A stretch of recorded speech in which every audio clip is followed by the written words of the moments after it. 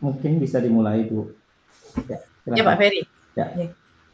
Baik, Assalamualaikum warahmatullahi wabarakatuh. Selamat siang Waalaikumsalam untuk warahmatullahi teman-teman wabarakatuh. di daerah timur sudah siang ini, untuk yang di Indonesia bagian barat masih pagi. Yang sedang suasana muram karena hujan, tetap kita bersemangat untuk masuk kelas di sekolah sastra. Ini adalah putaran sekolah sastra tahun kedua. Istimewa, satu tahun pertama sudah kita lewati dan sekarang tahun kedua. Sekolah sastra hari ini membahas tentang asik ini sastra elegis. Belum banyak yang membicarakan. Banyak yang meneliti tetapi belum banyak yang membicarakan, dan ini akan menjadi pemacu kita, teman-teman dosen, teman-teman mahasiswa, kemudian semua yang ada hubungannya dengan sastra itu untuk membuat penelitian-penelitian yang spesifik seperti ini. Sastra elegis, ini sastra yang kayaknya membahas sesuatu yang muram-muram begitu, tetapi untunglah background kita tetap ceria, kemudian nanti kita akan dipandu oleh pakarnya. Kita akan bersama-sama belajar dari Ibu Eta Farmasela Nurul Hadi MHum, MA, PhD dari HISKI Komisariat Universitas Diponegoro. Nanti silakan Bu Eta menjelaskan panjang kali lebarnya. Tetapi sebelum dimulai sekolah sastra ini, saya akan mempersilahkan Ibu Dr. Yeni Artanti MHum, Sekjen HISKI Pusat, yang mewakili Bu Novi, Prof. Novi, untuk membuka kelas ini. Silakan Bu Yeni. Baik, terima kasih Bu Endah. Luar biasa, ini selalu semangat ya. Gimana teman-teman juga, saya rasa juga semangat. Ini sudah mulai berdatangan nih Prof. Novi ya. Ada kalau tadi dibuka 23, sekarang sudah mulai 53. Saya yakin nanti semakin lama, semakin siang, semakin banyak begitu ya.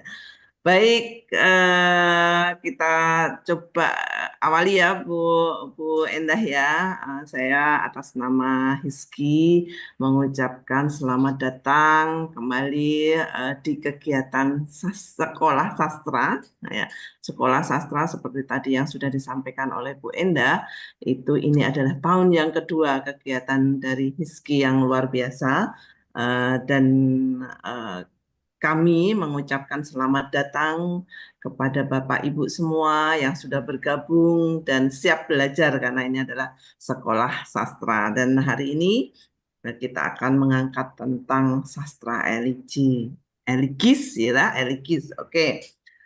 Eh, Assalamualaikum warahmatullahi wabarakatuh. Yang saya hormati Ibu Ketua Umum HISKI Pusat, Profesor Dr. Novi Anugrayekti yang sudah bersama kita, MHum ya tentu saja, dan juga Ibu narasumber yang cantik ini dari Semarang gitu ya, Dr. Eta Farmaselia Nurul Hadi MHum MA PhD, serta Ibu Endah, Ibu Dr. Endah Imawati MPD yang selalu setia menemani kita, serta para peserta yang saya banggakan. Puji syukur kita panjatkan kehadirat Tuhan Yang Maha Esa, Allah Subhanahu wa Ta'ala, berkat atas rahmatnya kita dapat berkumpul dalam kegiatan sastra sekolah di tahun yang kedua, dan ini adalah pertemuan pertama di tahun 2025 gitu ya, dengan tema sastra eligis yang diselenggarakan oleh HISKI, Himpunan Sarjana Kesusastraan, bekerja sama dengan Tribun Network. Sebagai organisasi yang menaungi akademisi, peneliti, dan pencinta sastra, HISKI berkomitmen untuk terus menghadirkan ruang diskusi dan pembelajaran yang mencerahkan. Sastra tidak hanya menjadi media ekspresi estetik, tetapi juga jendela untuk memahami kompleksitas kehidupan manusia. Oleh karena itu, tema sastra eligis yang diangkat pada kegiatan hari ini sangat relevan dalam memahami bagaimana kesedihan, kehilangan, refleksi dapat diolah menjadi karya sastra dengan media bahasa tentunya. Kami berharap kegiatan ini dapat menjadi wadah yang inspiratif bagi kita semua untuk menggali lebih dalam akan makna serta kekuatan sastra Eligis dalam membangun kesadaran emosional, sosial, dan intelektual. Semoga sesi ini dapat membuka wawasan, memperkaya kajian, dan memberikan manfaat bagi kita semua. Akhir kata, saya mengucapkan terima kasih kepada semua pihak yang telah mendukung kegiatan ini, dan marilah bersama-sama kita menikmati dan merayakan sastra sebagai bagian dari kehidupan kita. Selamat mengikuti kegiatan sekolah sastra, Sastra Eligis. Wassalamualaikum warahmatullahi wabarakatuh. Salam sastra. Waalaikumsalam warahmatullahi wabarakatuh. Terima kasih Bu Yeni. Bapak Ibu teman-teman, ini acara istimewa karena nanti 2 kali show ya. Hari ini tanggal 8 Februari dan minggu depan 15 Februari.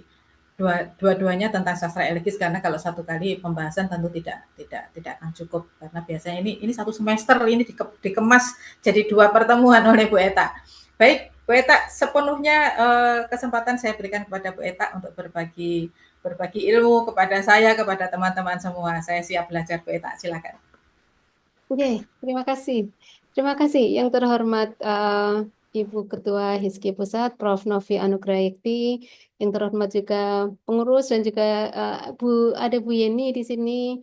Kemudian yang saya hormati Bu Endah yang akan menjadi moderator yang nanti membantu saya, dan juga para pengurus dan anggota HISKI yang ada di sini, ada Pak Ferry, ada Pak Haryadi. Matur nuwun sudah rawuh pada kesempatan hari ini. Jadi saya berterima kasih sekali karena diberi kesempatan untuk berbagi. Jadi judulnya ini Sekolah Sastra. Sekolah Sastra itu sama-sama belajar. Jadi saya sudah sampaikan ke Prof. Novi karena latar belakang saya kebetulan adalah sastra Inggris, jadi maka yang akan saya bahas adalah sastra Inggris dan lebih fokus pada sastra Inggris ke-19. Jadi saya akan...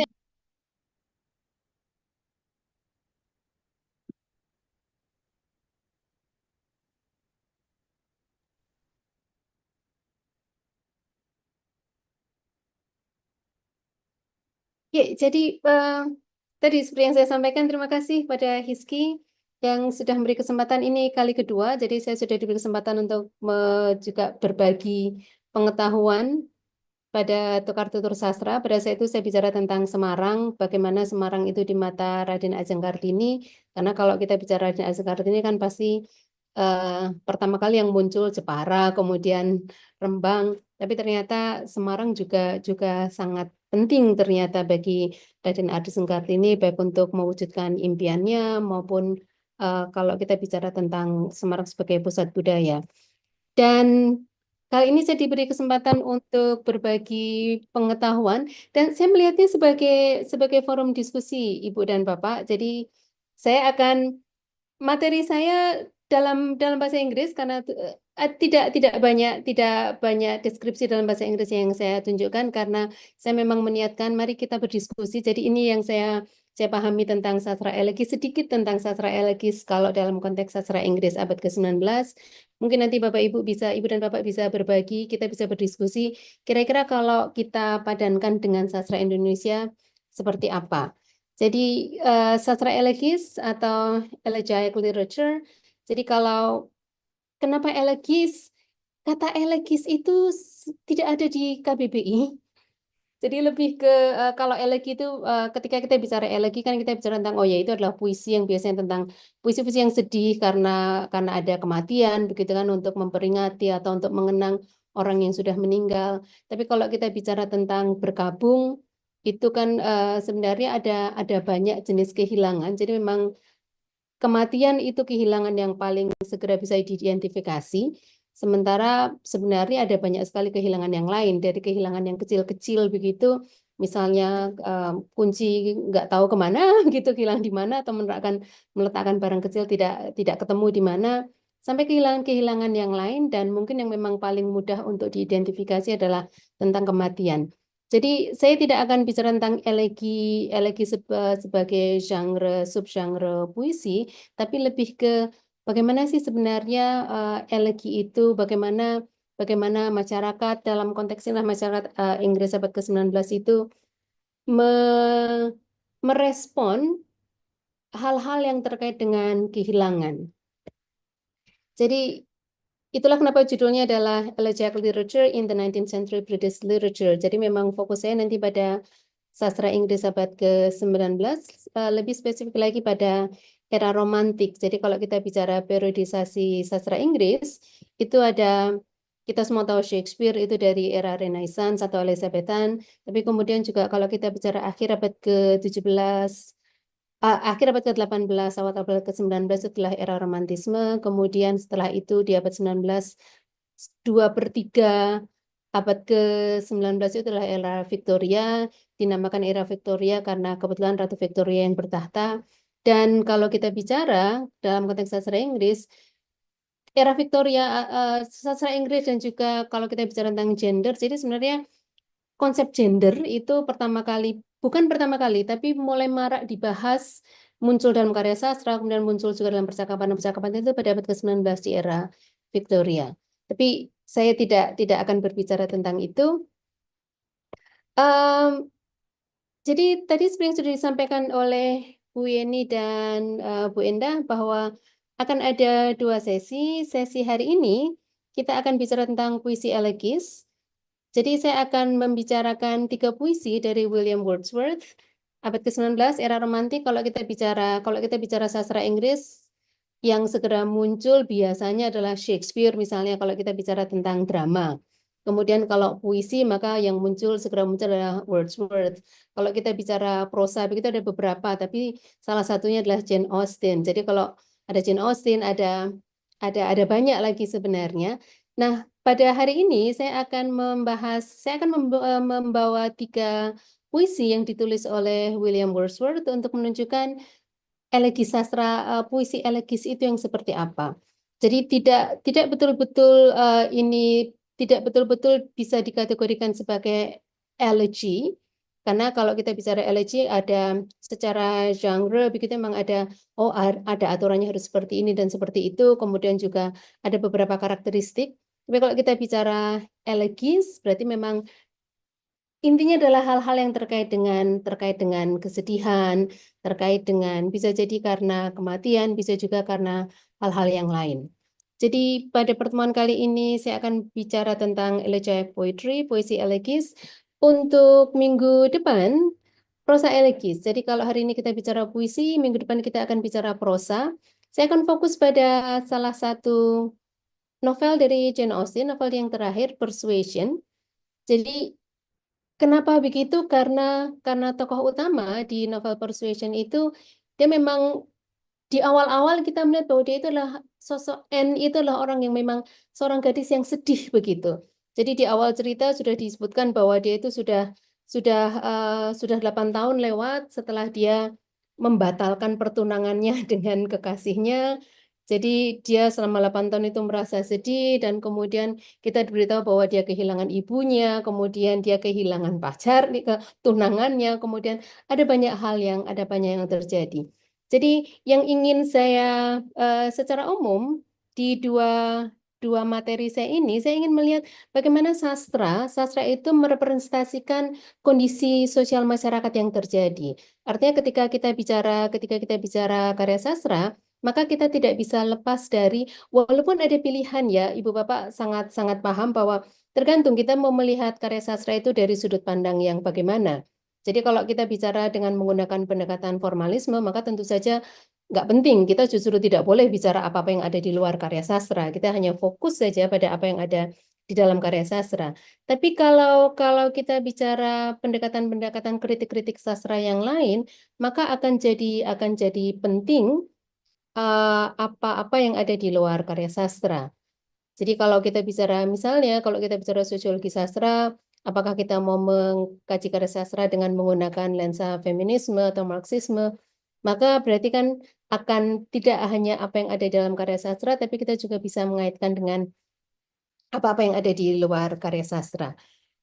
Jadi nanti kita akan pada dua paparan saya minggu ini dan minggu depan kita akan melihat bagaimana sih sebenarnya sastra Inggris, bagaimana kondisi sastra Inggris di era romantik di akhir abad ke-18 awal abad ke-19 itu, dan bagaimana yang mempengaruhi karya sastra, dan bagaimana kalau kita melihat bagaimana representasinya dalam karya-karya puisi maupun karya prosa, bagaimana sih sebenarnya apa yang terjadi secara historis, secara budaya, secara kultural, apa yang terjadi pada masa itu memang kemudian diambil oleh para pengarang, oleh penyair atau penulis novel, dimasukkan di dalam karyanya, dan kemudian kita bisa melihat. Kalau kita mencoba melihat mengaitkannya dengan apa yang ada di luar karya sastra, coba kita bisa lihat, oh ya, kenapa dia kok begitu sedih begitu? Oh, ada alasannya. Jadi kita mulai dengan elegi. Jadi kalau ini adalah definisi yang saya ambil dari Merriam-Webster, dari kamus. Jadi kalau di sini katakan a poem in elegiac couplets. Jadi kalau definisi pertama kan bahwa memang ya ada aturannya. Kalau kita bicara elegi berarti harus berapa baris, stansanya baitnya ada berapa baris begitu, kemudian rimanya seperti apa, meternya seperti apa, dan seterusnya. Definisi yang kedua di kamus ini mengatakan a song or poem expressing sorrow or lamentation especially for one who is dead. Jadi memang ini yang segera muncul dalam benak kita kalau mendengar kata elegi, oh ya ini pasti puisi tentang orang yang sudah meninggal. Jadi pada ada orang yang kita cintai yang sudah meninggal, apakah itu anggota keluarga atau teman atau siapapun itu. Di dalam sastra, di puisi-puisi abad ke-19 banyak puisi yang ditulis oleh penyair yang merupakan elegi bagi penyair lain yang sudah meninggal misalnya, atau baru saja meninggal. Jadi ada banyak puisi-puisi sastra di sastra Inggris abad ke-19 yang memang judulnya bisa saja menggunakan kata elegi, bisa juga tidak, tapi banyak yang kemudian memang membahas itu merupakan puisi elegi dari kontennya memang bicara tentang penyair yang sudah meninggal. Jadi misalnya Shelley itu menulis ketika John Keats meninggal, maka kemudian dia menulis elegi untuk John Keats. Jadi menyamakannya dengan Adonais. Jadi kalau kita bicara salah satu karakteristik ada banyak karakteristik dari era romantisme. Jadi salah satunya adalah mereka suka sekali melihat kembali ke karya-karya klasik untuk kemudian diadopsi dan diadaptasi untuk dimasukkan di dalam karya-karya puisi. Bukan berarti sebelumnya itu tidak dilakukan. Shakespeare kita tahu rujukannya banyak sekali ke karya-karya yang sudah muncul sebelumnya. Tapi kembali lagi ke definisi elegi menurut kamus. Jadi song or poem yang memang menyatakan kesedihan, lamentation, jadi yang betul-betul meratapi seseorang yang sudah meninggal. Atau di sini dikatakan something such as a speech resembling such a song or poem. Jadi pokoknya intinya kalau bicara tentang hal yang menyedihkan dan meratapi seseorang yang sudah meninggal itu bisa dianggap sebagai elegi kalau menurut definisi kamus ini. Ada definisi ketiga, a pensive of reflective poem that is usually nostalgic or melancholy. Jadi nostalgic, kalau kita bicara nostalgia, dalam benak kita kalau ada kata nostalgia itu biasanya nostalgia itu apa yang ada dalam benak Ibu dan Bapak, teman-teman, kalau mendengar kata nostalgia begitu? Dulu nggak bisa. Apa Bu Enda, kalau nostalgia itu biasanya apa? Kalau kita dengar kata nostalgia, apa yang muncul dalam benak kita? Romantisisme, oh kayak Sesuatu yang romantis begitu. Jadi biasanya nostalgia itu kemudian oh ya bernostalgia itu berarti oh mungkin dulu kita waktu masih SMA pacaran begitu, hal-hal yang nostalgis begitu nggih. Jadi kata nostalgia kemudian melankoli ini menjadi dua kata yang penting untuk nanti kita ingat ketika kita bicara tentang puisi-puisi dari era romantis, karena salah satu karakteristik dari era romantis di Inggris itu adalah memang kembali ke masa lalu. Jadi mengingat-ingat apa yang kembali di masa lalu. Jadi ini kalau kita bicara tentang situasi sosial budaya, kalau kita bicara fakta historis pada era romantis kan memang era romantis menjadi imperialisme Inggris itu mencapai puncak kejayaan di era Victoria, jadi di abad ke-19. Dan di awal abad ke-19 itu sebenarnya boleh dibilang imperialismenya sudah memasuki tahap kedua. Jadi Inggris baru saja kehilangan Amerika sebagai daerah koloninya. Jadi sempat turun begitu, tapi kemudian Inggris bangkit lagi imperialismenya, kemudian dia menguasai hampir 2/3 dunia. Dan itu membuat banyak orang Inggris yang kemudian terekspos untuk pergi keluar dari Inggris. Jadi semakin banyak orang yang kemudian keluar dari Inggris, walaupun kalau kita bicara secara gender perempuan, lebih banyak perempuan yang tetap tinggal di Inggris. Tapi mereka ini kan kemudian juga anggota keluarga mereka kan mungkin akan terlibat apakah perdagangan atau kemudian ikut bergabung dengan angkatan laut atau tentara begitu yang kemudian pergi keluar dari Inggris.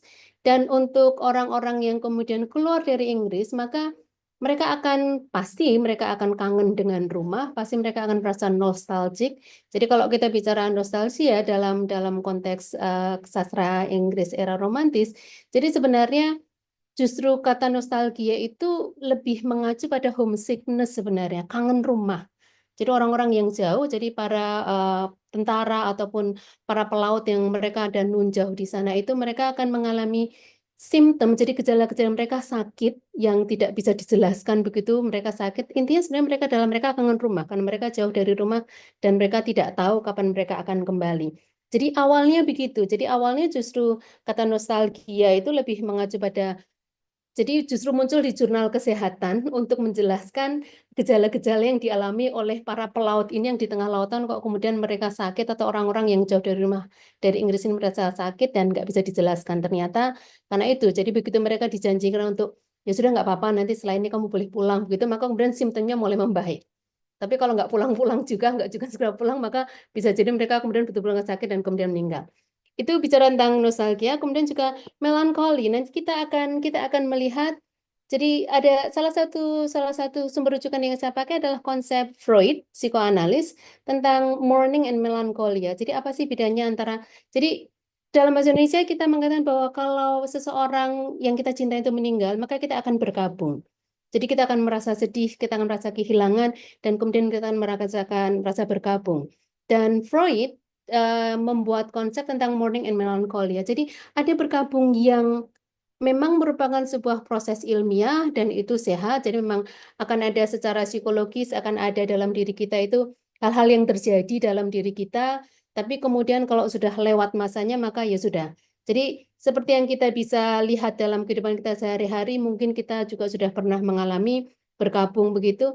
Biasanya rasanya akan berat sekali di awal ketika kita baru saja kehilangan, tapi kemudian kita berproses sampai pada akhirnya kemudian kita mengikhlaskan, ya sudahlah masih sedih tapi tidak sesedih dulu. Dan itu adalah sebuah proses kalau menurut Freud yang memang ketika memang kita kehilangan sesuatu, maka kita akan berproses. Dia menyebutnya sebagai work of mourning. Tentu saja dalam ini karya terjemahan karena Freud kan bukan orang Inggris. Jadi dalam bahasa Inggris disebutkan work of mourning, bagaimana kita kemudian ada mekanisme internal di dalam diri kita yang membuat kita kemudian bisa beranjak dari rasa berkabung itu dan kemudian bisa meneruskan hidup. Tapi menurut Freud kalau ada proses yang tidak terlewati, kalau kita tidak berhasil melewati proses tertentu, maka akan menjadi melankolia dan melankolia itu patologis sifatnya. Jadi memang akan tidak sehat menurut Freud untuk kejiwaan kita. Kembali ke definisi elegi, jadi ada a short pensive musical composition. Artinya kalau kita bicara elegi, bahkan dalam konteks sastra sekalipun, elegi itu berkembang. Artinya memang kata elegi berasal dari bahasa Yunani, kemudian ada tradisi elegi di sana. Secara umum seperti yang kita semua paham bahwa intinya adalah ya memang meratapi orang yang sudah meninggal begitu.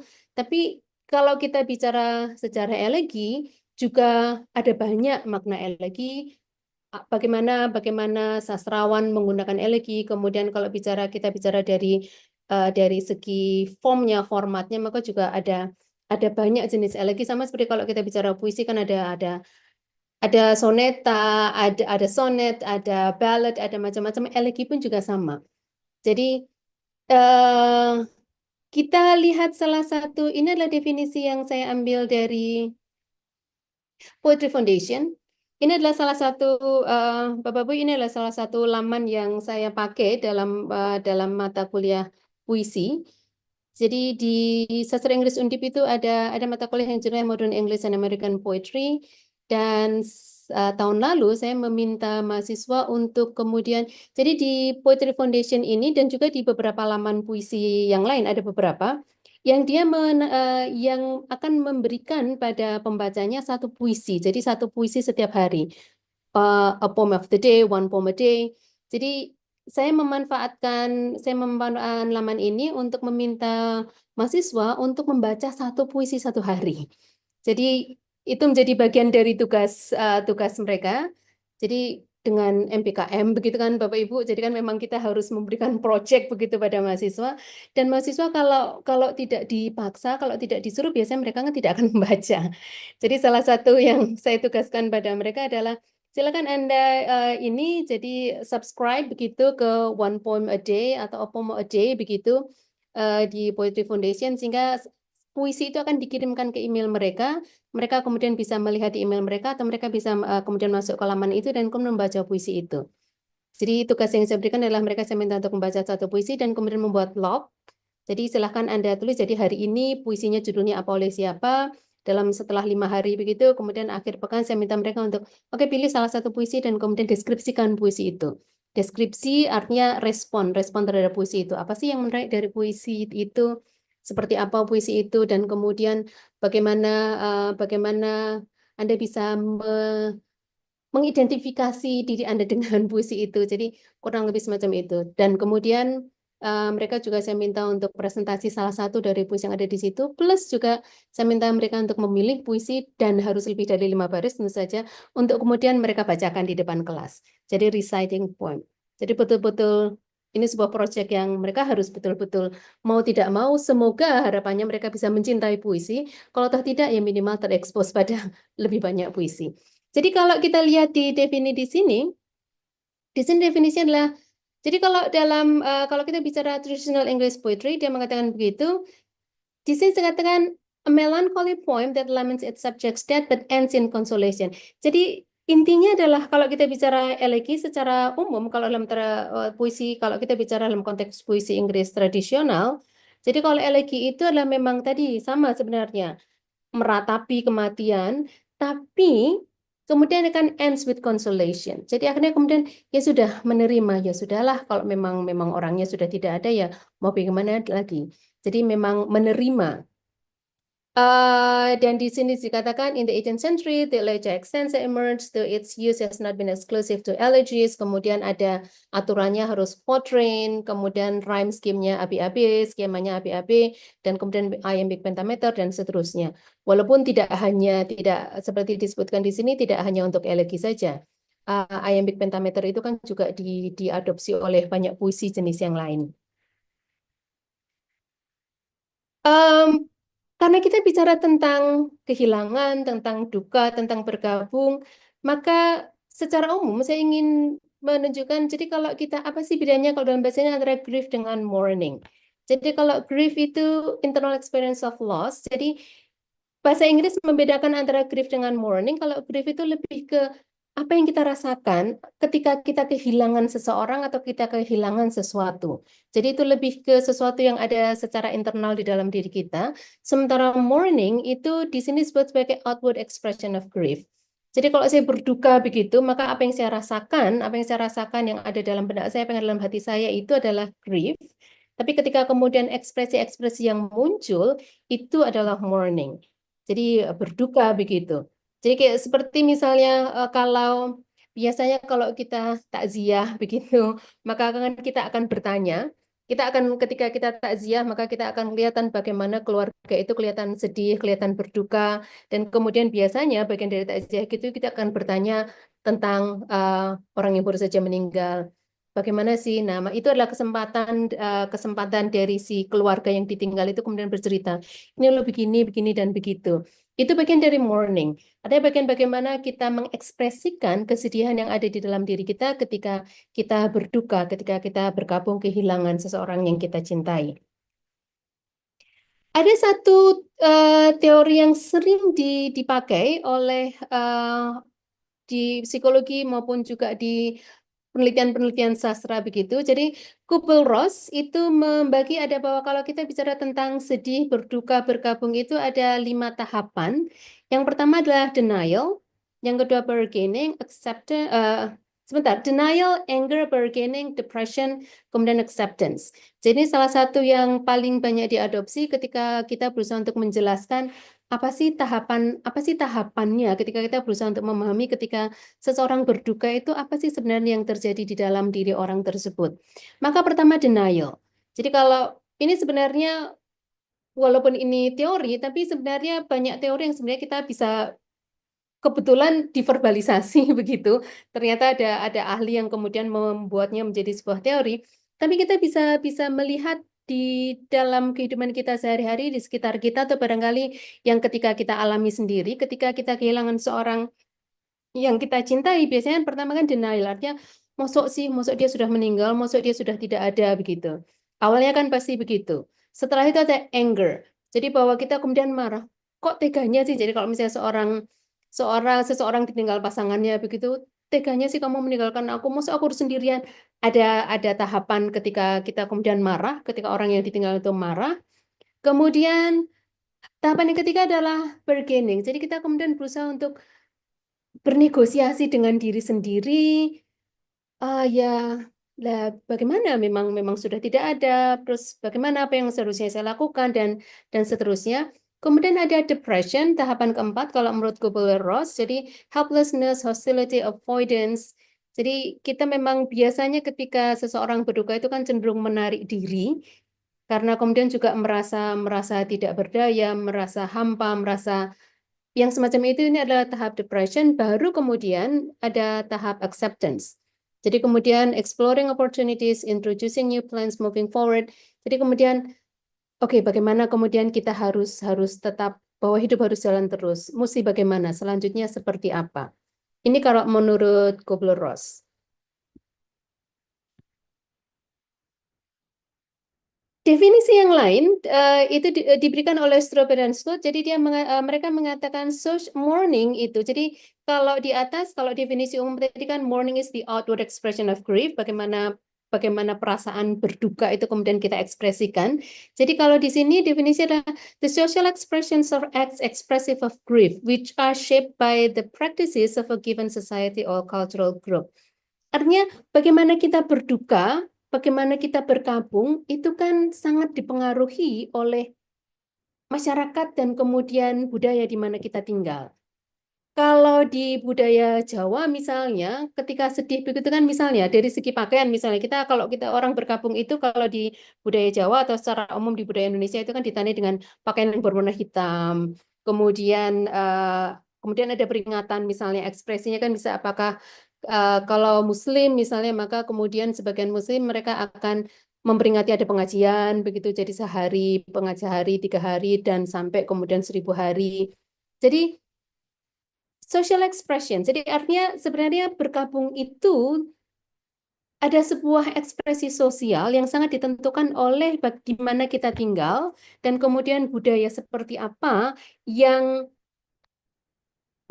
membolehkan kita, jadi praktek-praktek seperti apa sih, apa-apa saja sih yang bisa kita lakukan ketika kita berduka itu sangat dipengaruhi oleh masyarakat dan budaya di mana kita tinggal. Nah, sekarang kita masuk ke tadi yang saya sebutkan, Freud, mourning and melancholia. Jadi di sini Freud memberikan definisi tentang apa sih mourning itu. Jadi berduka, berkabung itu apa menurut Freud. Jadi di sini dikatakan reaction to the loss of a loved person or to the loss of some abstraction which has taken the place of one, such as one's country, liberty, an ideal, or so on. Jadi mourning, berkabung, berduka, kalau menurut Freud ini tidak semata-mata ketika kita kehilangan seseorang. Tapi bisa juga kehilangan hal yang lain. Jadi abstraksi-abstraksi misalnya one's country, liberty, an ideal, so on. Artinya kalau misalnya kenapa para pahlawan kemerdekaan itu betul-betul berjuang untuk merdeka karena memang kemerdekaan itu sesuatu yang kehilangan. Mereka kehilangan kemerdekaan itu, maka mereka berjuang untuk mendapatkan kemerdekaan. Artinya kalau sekarang tiba-tiba kemudian kita tidak mendapatkan kemerdekaan kita, maka kita pasti juga akan berduka. Jadi kehilangan, mourning menurut Freud itu tidak semata-mata karena ada orang yang meninggal, tapi juga bisa ada banyak hal lain yang bisa membuat kita kemudian berkabung atau berduka. dia membedakan antara mourning dengan melankolia. Jadi sama, jadi kalau menurut Freud, mourning dengan melankolia ini sama-sama merupakan respon, reaksi karena kita kehilangan seseorang atau sesuatu. Tapi dia kemudian menyebutkan di sini, jadi kalau bicara tentang melankolia, jadi ada painful dejection, cessation of interest in the outside world, loss of the capacity to love, inhibition of all activity.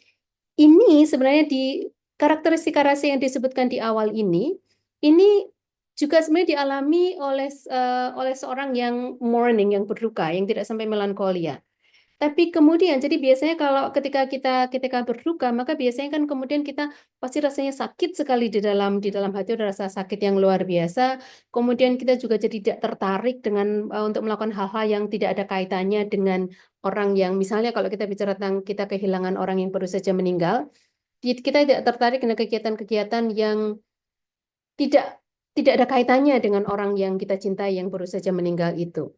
Loss of the capability to love, kita juga kemudian jadi kalau misalnya seorang istri kehilangan suaminya, barangkali mungkin dia jadi untuk sementara waktu jadi tidak peduli dengan anak-anaknya misalnya, karena dia betul-betul sangat sedih kehilangan suaminya misalnya.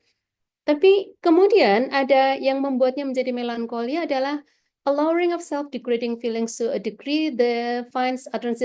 Jadi ketika kemudian kita menyalahkan diri sendiri, kemudian membenci diri sendiri, menghukum diri sendiri, itu sudah menjadi melankolia kalau menurut Freud. Jadi kemudian kita akan menghukum diri sendiri secara berlebihan, pasti saya yang salah ini. Itu menjadi melankolia. Jadi kalau menurut Freud, sebagai catatan, kalau kita bicara seperti teman-teman sudah pahami, kalau kita bicara tentang teori pasti ada yang tidak sepakat, pasti ada kelemahannya. Semua teori pasti ada kelemahannya. Teori Freud tentang mourning melankolia ini juga banyak dikritik, dan kemudian juga banyak kemudian mengajukan harusnya tidak begini. Jadi nanti yang akan kita lihat di sini salah satunya adalah bahwa kalau menurut Freud, ketika kita tidak bisa melepas ikatan kita terhadap objek yang hilang tersebut, maka berarti kita mengalami melankolia. Dan kalau melankolia berarti kan kita jadi tidak sehat, bahwa secara kejiwaan kita tidak sehat. Tapi kita nanti akan melihat dari contoh dari puisi yang nanti kita akan lihat bahwa tidak selalu, bahwa bukan berarti ketika kemudian kita tidak bisa melepas ikatan kita dengan orang yang kita cintai, itu berarti kita kemudian sudah sakit jiwa, sakit mental begitu. Tidak selalu begitu. Karena bisa jadi memang mungkin ada tataran-tataran tertentu atau intensitasnya berbeda ketika kita masih tetap tidak bisa melepaskan ikatan kita pada orang yang kita cintai yang sudah tidak ada, tapi tidak lagi intens, kita tidak lagi, sudah lebih bisa menerima begitu. Jadi Freud mengatakan salah satu teorinya di dalam artikel ini adalah work of mourning. Jadi intinya adalah kita kehilangan, kita tahu bahwa kita kehilangan objek yang kita cintai itu, kemudian kita sampai pada kesadaran, oke, berarti sudah tidak ada, dan kemudian bagaimana? Karena kalau kita bicara Freud, ini kan bicara tentang mekanisme psikologis, jadi di sini dikatakan, it proceeds to demand that all libido shall be withdrawn from its attachment to that object. Jadi work of mourning itulah sebuah proses psikologis yang ketika kita berusaha untuk melepaskan ikatan kita dengan objek yang kita cintai yang sudah tidak ada. Jadi yang dilakukan adalah kemudian kita akan kemudian mengingat semua memori itu akan kemudian muncul lagi, dan itu pasti akan sangat menyakitkan, dan kemudian kita melepaskan ikatan itu. Jadi kita melepaskan ikatan kita terhadap objek yang hilang tersebut, dan akan lebih bagus lagi kalau kita bisa menemukan objek yang lain untuk menggantikan objek yang kita cintai yang sudah tidak ada. Ketika kita berhasil melakukan itu, maka selesai. Jadi work of mourning-nya selesai, maka kita kembali sehat. Kita bisa kembali menjalani hidup. Tapi kalau hal tersebut tidak terjadi, maka kalau kita tidak berhasil melepaskan ikatan kita terhadap objek yang kita cintai itu, maka kita kemudian menjadi sakit. Jadi karena menjadi pathological melancholia. Kalau kita mengaitkan antara elegy dengan mourning, jadi dengan work of mourning, Peter Sack mengatakan dalam bukunya The English Elegy, Studies in the Genre from Spenser to Yeats, jadi one of the major tasks of the work of mourning and of the elegy is to repair the mourning's damaged narcissism. Jadi sebenarnya kalau menurut Sack, kalau Jadi salah satu bagian dari work of mourning itu menurut konsepnya Freud adalah bagaimana kita melepaskan ikatan kita pada objek yang kita cintai dan kemudian kita mengalihkannya, menemukan objek yang lain. Jadi apakah ketika misalnya kita kehilangan seseorang, maka ya sudahlah, misalnya kehilangan suami ya sudah, kalau begitu kan masih ada anak-anak yang dibesarkan misalnya begitu. Atau kemudian mencari orang lain untuk menjadi objek yang kita cintai. Nah, elegy itu menjadi kalau untuk penyair, jadi katakan misalnya kehilangan seseorang, maka kemudian itu digantikan dengan ketika dia membuat puisi elegi itu menggantikan objek tersebut. Karena di dalam elegi itu kan biasanya akan bicara tentang orang yang sudah meninggal tersebut, maka itu menjadi sarana, menjadi media untuk kemudian menyembuhkan kita secara psikis begitu, menunjukkan psikis kita. Itu menurut Peter Sack. Yang akan menjadi salah satu yang saya garis bawahi dalam diskusi kita pada hari ini adalah apa yang dikatakan oleh Esther Short.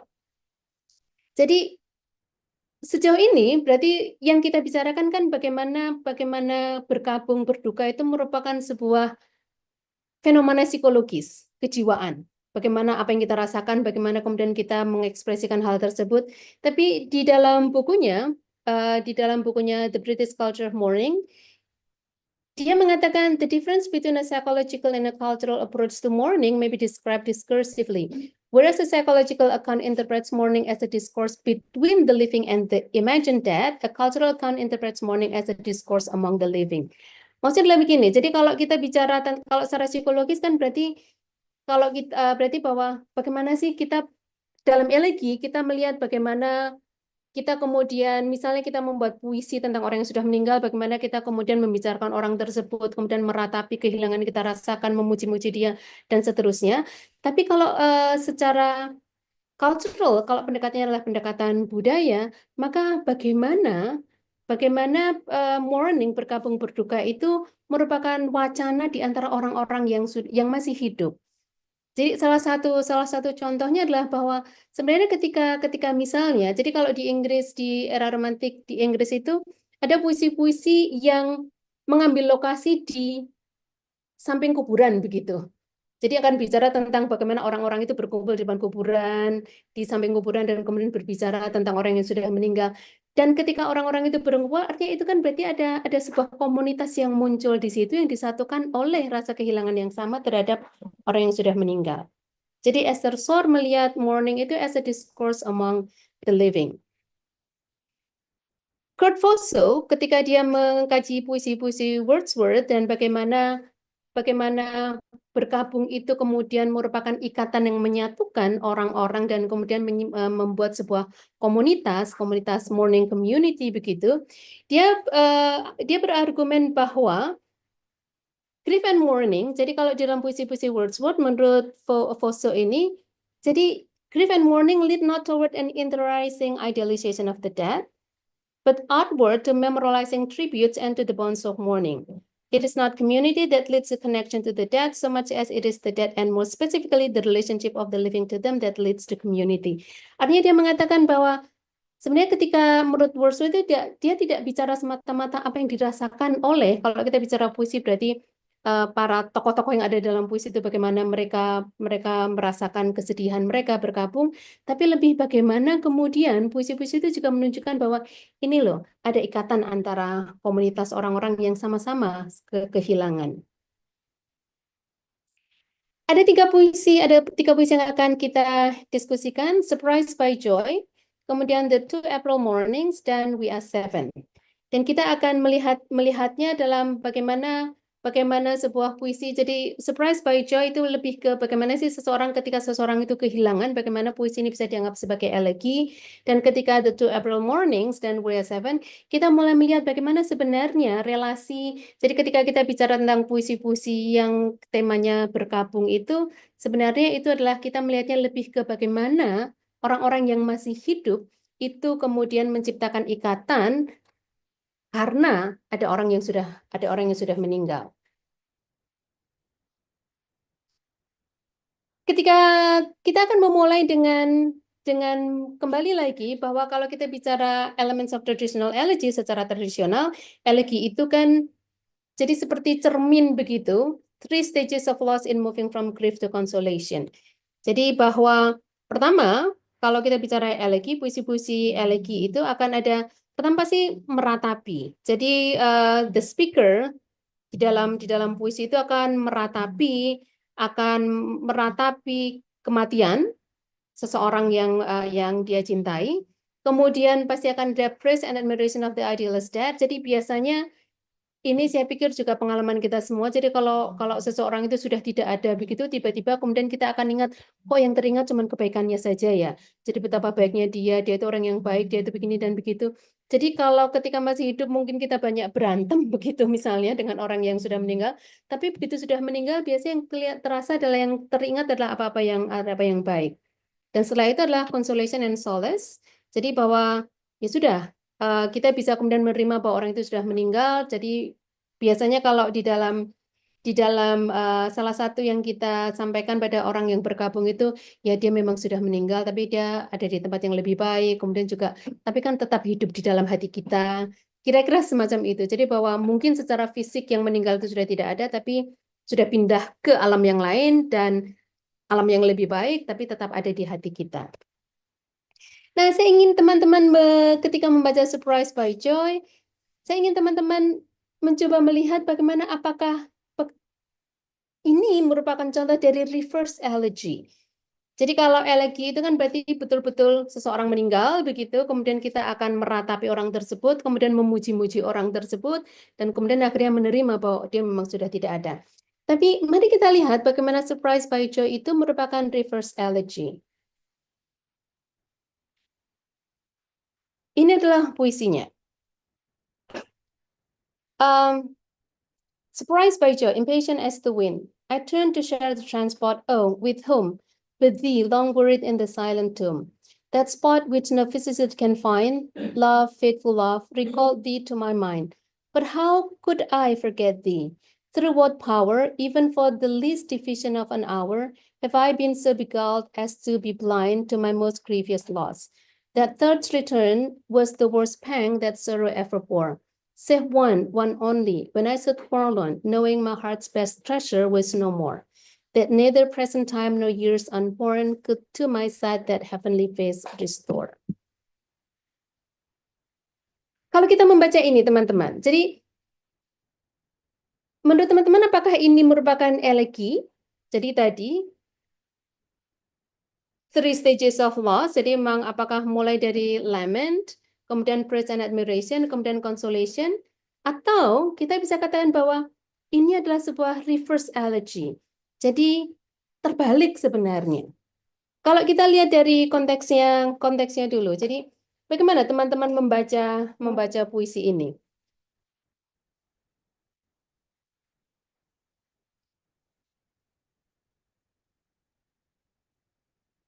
Ini kalau kita lihat kan surprised by joy. Jadi kalau kita lihat speakernya itu surprised by joy, dia merasakan sebuah momen yang membahagiakan begitu, dan kemudian dia surprise. Oh, kok ternyata sih bahagia ya? Dan impatient as the wind, I turn to share the transport. Jadi biasanya kalau kita mengalami momen yang membahagiakan begitu, secara naluri begitu kan kita ingin berbagi ke orang lain. Jadi karena si speaker ini dia sedang merasakan kebahagiaan, ada momen yang membahagiakan begitu, maka kemudian dia langsung rasanya pengen turn to share the transport. Pada saat itu ketika dia langsung pengen bercerita begitu, pada saat itu kemudian dia sadar, oh, with whom but thee. Jadi dia pengen berbagi kebahagiaan itu dengan seseorang, dan pada saat itu dia kemudian sadar bahwa orang yang ingin dia bagi kebahagiaan itu long buried in the silent tomb. Ternyata sudah lama meninggal. Sudah tidak ada lagi di dunia ini. Maka kemudian dia kembali teringat pada si orang tersebut, love, faithful love, recall thee to my mind. But how could I forget thee? Jadi kemudian dia merasa, oh ya kok bisa aku lupa padamu? Through what power, even for the least division of an hour, have I been so beguiled as to be blind to my most grievous loss. Di sini kita kemudian melihat bahwa kehilangan si orang ini adalah sesuatu yang sangat menyakitkan. Dan kemudian ketika dia merasakan kebahagiaan, kemudian dia seperti kemudian menyalahkan dirinya sendiri. Kok bisa ya saya lupa bahwa saya itu sedang berduka, bahwa saya itu sangat kehilangan dirimu dan kamu sudah tidak ada. Kok bisa-bisanya saya kemudian jadi bahagia begini? Dan kemudian that thoughts return was the worst pang that sorrow ever bore. Jadi begitu ingat lagi, maka jadi kemudian dia kembali merasakan rasa sakit yang luar biasa. Kenapa? Karena knowing my heart's best treasure was no more, that neither present time nor years unborn could to my side that heavenly face restore. Nah, kemudian dia sadar bahwa, oh iya, seseorang yang sangat saya cintai sudah tidak ada lagi. Dan neither present time nor years unborn could to my side that heavenly face restore. Maksudnya dia sudah tidak ada, saat ini nggak ada, sampai kapanpun juga saya tidak akan bisa lagi ketemu, tidak akan lagi bisa melihat wajahmu. Jadi dengan begitu kalau kita lihat, tidak semua puisi yang elegis itu mengikuti pola tradisional. Jadi memulai dengan ratapan lebih dahulu, kemudian dipuji-puji, kemudian akhirnya consolation. Kalau kita lihat, ini kan berarti puisi ini, Surprised by Joy, si Wordsworth ini, berarti kan dia sudah melewati. Jadi kalau kita membacanya dengan menggunakan teorinya Freud, work of mourning, berarti kan sebenarnya sudah lewat. Artinya ada masa ketika dia kembali bisa surprised by joy, berarti ada momen yang bisa membuat kemudian dia melupakan kesedihannya, tapi kemudian kembali lagi. Artinya mourning ini kemudian seperti menjadi siklus yang tidak pernah berhenti, akan selalu begitu. Jadi selesai kemudian bisa bahagia lagi sesaat, tapi kemudian ketika ingat kembali kemudian jadi sedih.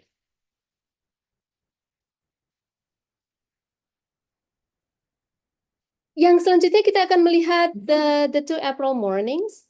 Jadi ini adalah sambil nanti kita melihat, saya tidak akan membacakan puisinya, tapi kita akan membaca dalam hati bersama-sama puisi tersebut, sambil kemudian kita melihat apa sih sebenarnya yang terjadi pada masing-masing bait.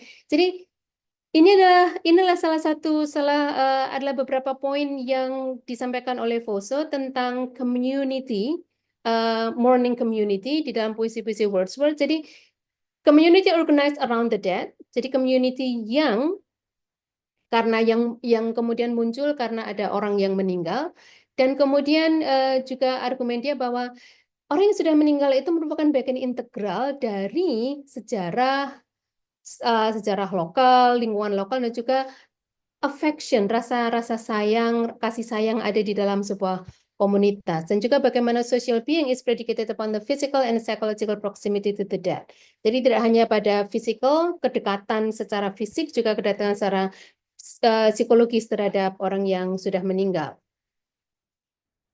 The two April mornings, ini ada speakernya. Jadi speaker ini berfungsi, kalau misalnya dalam novel atau seperti dia seperti ada narator begitu yang dia bercerita. Jadi speakernya di sini dia mengatakan bahwa bagaimana we walk along while bright and red approach the morning sun. Jadi si speaker ini dia jalan-jalan dengan Matthew, dan kita lihat on a spring holiday, a village schoolmaster. Jadi si speaker dari puisi ini jalan-jalan dengan kepala sekolah, dan itu spring holiday, berarti kan sekolah sudah selesai, masa sekolah sudah selesai, kemudian sedang liburan begitu, dan kemudian mereka jalan-jalan di sebuah pagi, dan kemudian Matthew stopped, he looked and said, "The will of God be done." Dia mengatakan begitu, dan kita lihat di sini sangat kelihatan ini bisa dianggap sebagai salah satu contoh pastoral elegy. Jadi elegi yang kemudian memanfaatkan bicara tentang alam, tentang nature, karena kita lihat di sini ada spring, ada morning sun, kemudian kita lihat, and that morning through the grass and the steaming rills we traveled merrily to pass the day among the hills. Jadi mereka sedang berjalan kemudian, dan kemudian Matthew kok kelihatan sedih begitu. Jadi speaker dari puisi ini kemudian bertanya, "Our work was well begun. Then from thy breast was thought, beneath so beautiful a sun, so sad a sigh has brought." pekerjaan kita sudah selesai, kita ini sedang liburan, tapi kok dan cuaca cerah, pagi ini sangat indah begitu. Terus kenapa? Kamu kok kelihatan kok kayak menghela nafas dan kelihatan sedih itu kenapa begitu? So sad as I has brought. Jadi speaker ini bertanya pada Matthew. Kemudian si Matthew ini a second time did Matthew stop. And fixing still his eye upon the eastern mountain top, to me he made reply. Mereka jalan-jalan, Matthew kemudian menghela nafas, sedih. Si speaker ini bertanya, kenapa sih? Apa yang perlu disedihkan? Apa yang membuatmu sedih? Dan kemudian kita lihat Matthew menjawab, jadi dia menunjukkan pada awan, dan kemudian dia mengatakan bahwa ketika melihat pada awan, that long purple cloud, bring fresh into my mind a day like this, which I have left full 30 years behind. Jadi berarti judulnya itu April Morning. Jadi ini sebuah satu hari di bulan April, mereka jalan-jalan, kemudian Matthew bercerita bahwa 30 tahun sebelumnya, dia ada sesuatu yang terjadi yang dia kemudian mengingatkan. Jadi jalan-jalan pagi itu mengingatkan dia pada pagi yang sama 30 tahun sebelumnya. Kita lihat, jadi ini adalah masih tentang bagaimana kondisi alam pada saat itu yang membuat mengingatkan Matthew pada apa yang dialami 30 tahun sebelumnya. Kita lihat, and just above yon slope of corn, such colors and no other were in the sky that April morn of this the very brother. With rod and line I saw the sport which that sweet season gave, and to the churchyard come stop short beside my daughter's grave. Ini kalau kita bicara Inggris pada masa itu, pemakaman itu kan biasanya, area pemakaman itu biasanya ada di sebelah gereja begitu. Jadi kalau kita bicara budaya Inggris, maka gereja itu kan menjadi pusat kehidupan kan. Jadi ketika ada orang menikah di gereja, kemudian ketika pada masa itu pencatatan pernikahan, kelahiran, kematian itu dilakukan di gereja.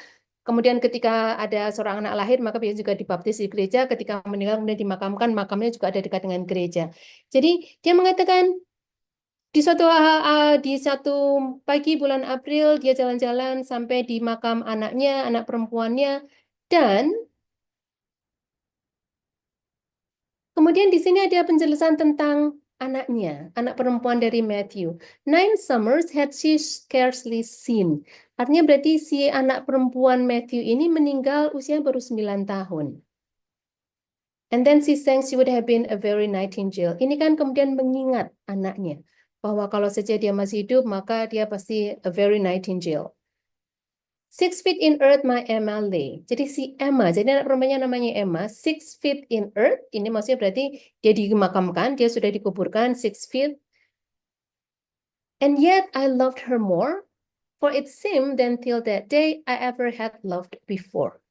Jadi walaupun sudah meninggal, tetap saja dia si Matthew ini tetap masih justru lebih mencintai si Emma daripada lebih mencintai dia setelah dia meninggal.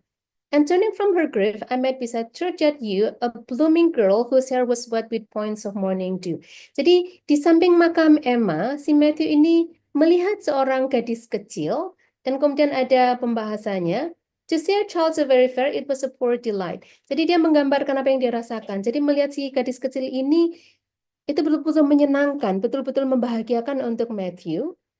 Dan kemudian dijelaskan bahwa every trip with food so free, she seemed as happy as a wave that dances on the sea. Jadi si anak kecil ini betul-betul anak kecil yang cerah, yang ceria begitu. Tapi kemudian yang terjadi pada Matthew, there came from me a sigh of pain, which I could ill confine. I looked at her and looked again, and did not wish her mine.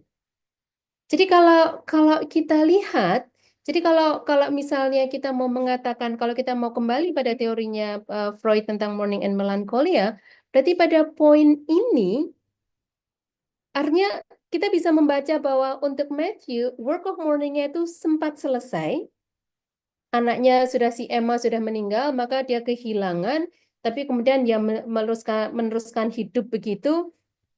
Tapi ketika kemudian dia melihat ada seorang gadis kecil yang mengingatkan dia pada Emma, dia sempat merasa bahagia begitu, karena berarti mengingatkan dia pada Emma, membuat dia bahagia. Tapi kemudian I look at her and looked again and did not wish her mine. Tapi dia mengatakan dia melihat gadis itu dan ini 30 tahun sebelumnya, artinya berarti bisa jadi Emma juga belum lama meninggal.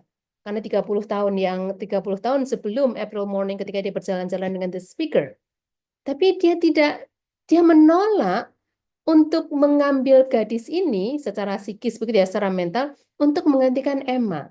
Emma tetap tidak tergantikan. Jadi kalau menurut teorinya Freud, ketika kita tidak bisa melepaskan ikatan dengan objek yang kita cintai, maka berarti kita menjadi tidak sehat secara mental.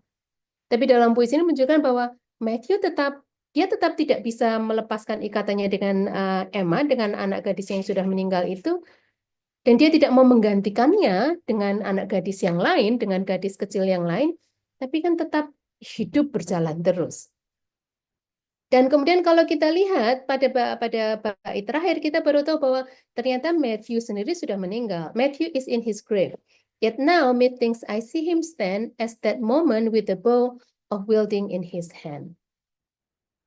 Jadi ini adalah juga merupakan salah satu contoh puisi elegis, di mana work of mourning-nya tidak muncul di sini, tapi kita bisa melihat momen-momen di mana ada ratapan, walaupun tidak sangat eksplisit, kemudian juga ada bagaimana memuji. Jadi kalau kita lihat di sini, kita lihat A Very Nightingale. Kalau kita membaca puisi-puisi Inggris, Nightingale itu biasanya kan digambarkan sesuatu yang ya di malam hari gelap tapi suaranya luar biasa merdu, dan itu biasanya akan menyenangkan untuk siapapun yang mendengar.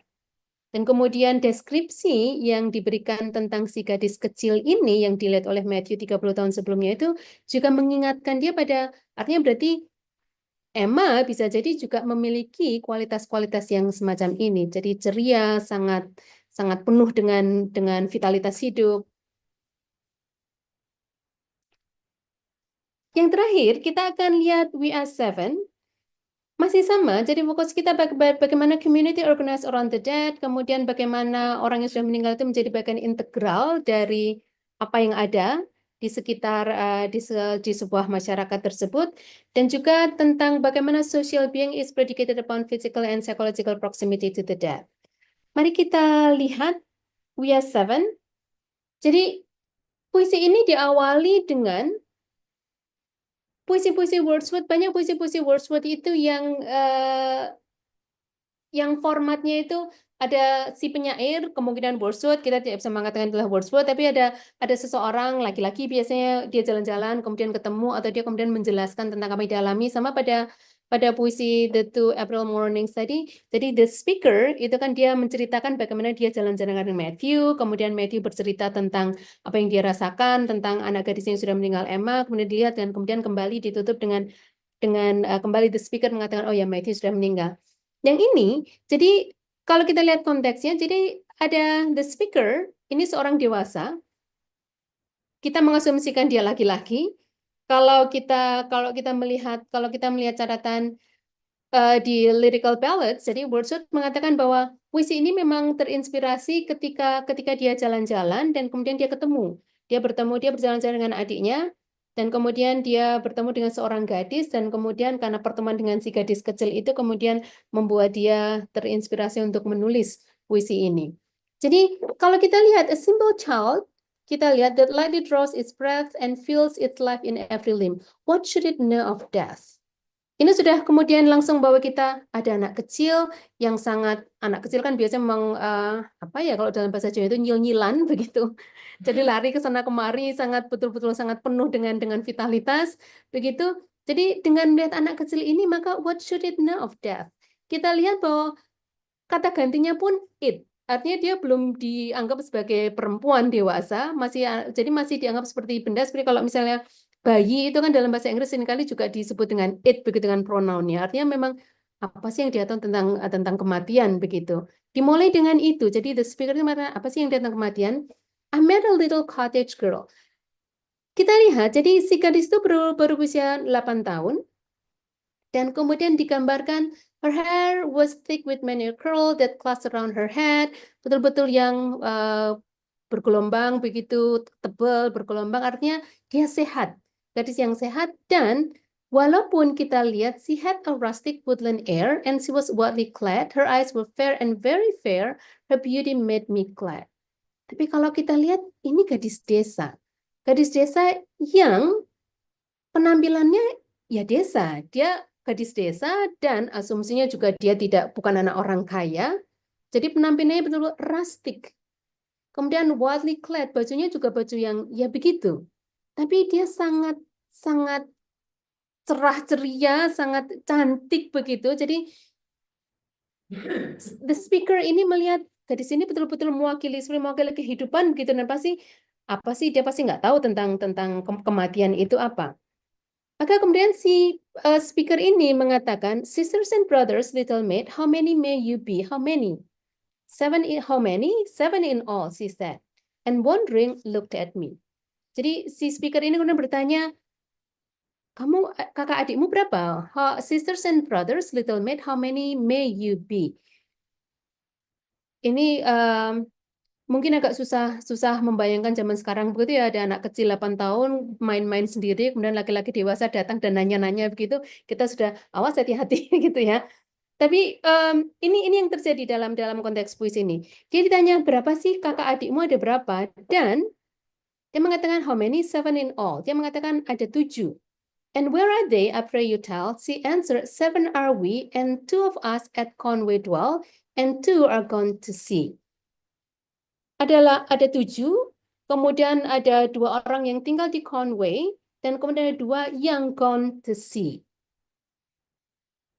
Kalau kita lihat balik lagi, kalau kita kemudian membaca puisi ini dengan pemahaman, dengan pengetahuan yang kita punya tentang Inggris pada masa itu di abad ke-19, maka ini cottage girl, berarti ini di desa yang bisa jadi di pelosok, sebuah desa di pelosok salah satu tempat di Wales atau di Inggris atau dimanapun itu. Dan kemudian 2 orang kakak si gadis kecil ini tinggal di Conway. Dan kalau kita melihat Conway itu adalah salah satu market town. Jadi dia ada di pinggir sungai begitu, dan kemudian dia adalah sebuah kota pusat perdagangan. Artinya berarti kita sudah bicara tentang mobilitas yang terjadi di abad ke-19 pada masa itu. Jadi salah satu karakteristik dari abad ke-19 pada era romantik adalah dengan adanya revolusi industri, maka ada banyak orang-orang desa yang kemudian berpindah ke kota. Dan ini dicontohkan di sini. Jadi ada 2 orang kakaknya yang tinggal di Conway dan 2 are gone to sea. Kalau balik lagi kita bicara tentang imperialisme Inggris, bisa jadi 2 orang kakaknya itu mungkin apakah 2 orang kakak itu bergabung dengan Angkatan Laut Inggris, atau bisa jadi kemudian menjadi pekerja untuk terlibat dalam perdagangan di luar Inggris. Dan kemudian yang menarik di sini adalah ketika si gadis ini mengatakan, 2 of us in the churchyard lie, my sister and my brother, and in the churchyard cottage I dwell near them with my mother. Berarti ternyata ada 2 orang kakaknya yang sudah meninggal. Dan makamnya ada di halaman gereja, dan di mana ternyata dengan ibunya dia juga tinggal di situ. Jadi gadis ini dan ibunya tidak disebutkan ayahnya ada di mana, tapi yang jelas mereka tinggal di sebuah rumah kecil yang di dekat gereja, dan juga dekat dengan, kalau kita lihat, dwell near them with my mother, berarti mereka tinggal dengan gereja, tinggal juga dekat dengan pemakaman itu. Si speakernya bertanya lagi, you say that 2 at Conway dwell and 2 are gone to sea, yet you are 7. I pray you tell, sweet maid, how this may be. Jadi kalau 2 pergi, jadi dia bilang 7. Kalau 2 tinggal di Conway, 2 pergi entah kemana begitu, gone to sea, kemudian 2 meninggal, berarti kan kalau secara matematika yang 2 nggak dihitung lagi. Berarti kan tinggal berapa? Tapi si gadis kecil ini mengatakan, then did the little maid reply, 7 boys and girls are we, 2 of us in the churchyard lie beneath the churchyard tree. Kalau 2 meninggal kok masih ada tetap dihitung 7, begitu kan? Dan kemudian si gadis mengatakan, yeah, 7 boys and girls are we. Ya, kami itu ber-7. Dan 2 itu terbaring di halaman gereja, di bawah pohon di halaman gereja. Kita lanjutkan lagi. Jadi di bait berikutnya, speakernya mengatakan, "You run about, my little maid, your limbs they are alive. If two are in the churchyard late, then you are only five." Jadi si bapak-bapak ini ingin mengajari pada si gadis kecil ini, loh, kalau kamu tahu nggak, kamu itu hidup, kamu itu lari-lari ke sana kemari. Kalau dua kakakmu itu berbaring di halaman gereja, maka ya cuma tinggal 5. Tapi si gadis ini mengatakan, their graves are green, they may be seen. Kelihatan kok, maka mereka kelihatan hijau dan bisa dilihat. 12 steps or more from my mother's door and they are side by side. Jadi mereka dimakamkan berdampingan di halaman gereja yang juga merupakan halaman rumahnya dan bisa kelihatan. Jadi si gadis ini masih menganggap bahwa ya kakaknya masih ada, wong kelihatan kok makamnya ada di situ. Kemudian dia menyebutkan bagaimana dia masih beraktivitas di situ. My stockings there I often knit, my kerchief there I hem, and there upon the ground I sit and sing a song to them. Jadi masih melakukan aktivitasnya di situ, di dekat makam kakak-kakaknya itu, dan dia masih menyanyikan lagu untuk kakaknya. And often after sunset, sir, when it is light and fair, I take my little porringer and eat my supper there. Kadang-kadang kalau kalau sudah gelap begitu, kalau cuacanya cerah, maka dia akan keluar dan kemudian makan malam bersama dengan kakak-kakaknya. Dan kemudian dia bercerita, kalau kita lihat, the first that died was Sister Jane. I in bed she mourning lay, till God released her of her pain, and then she went away. Dia menceritakan bahwa yang pertama kali meninggal itu adalah Sister Jane. Jadi kalau in bed she mourning lay, berarti kan dia sakit, tapi kemudian till God released her of her pain. Kita tidak tahu apakah ini memang, sepertinya ini barangkali bukan pendapat dari si gadis kecil itu sendiri, tapi inilah pendapat yang bisa jadi ibunya yang mengatakan pada dia, sudah nggak apa-apa, sama seperti kalau kita mengatakan pada nggak apa-apa, dia kan nggak sakit lagi. Begitu kan pada anak kecil, sebenarnya ini adalah pemahaman orang dewasa yang kemudian diberikan pada si gadis kecil ini, bahwa till God release her of her pain. And then she went away, kita lihat she went away. Kemudian, so in the churchyard she was late, and when the grass was dry, together around her grave we played, my brother John and I. Jadi kalau kita lihat ketika Jane meninggal, maka si gadis kecil dengan kakaknya John, dia masih bermain-main di sekitar makam Jane. Tapi kemudian kita lihat, jadi ini kan till the first ya, ini kan kita lihat the grass when the grass was dry. Berarti kemungkinan si Jane ini meninggalnya in the summer. Kemudian setelah summer kan kemudian fall, ketika kemudian rumput-rumput itu kemudian menjadi coklat, masuk ke winter. And when the ground was white with snow and I could run and slide, my brother John was forced to go and he lies by her side. Jadi masuk ke musim dingin, winter, dan John meninggal.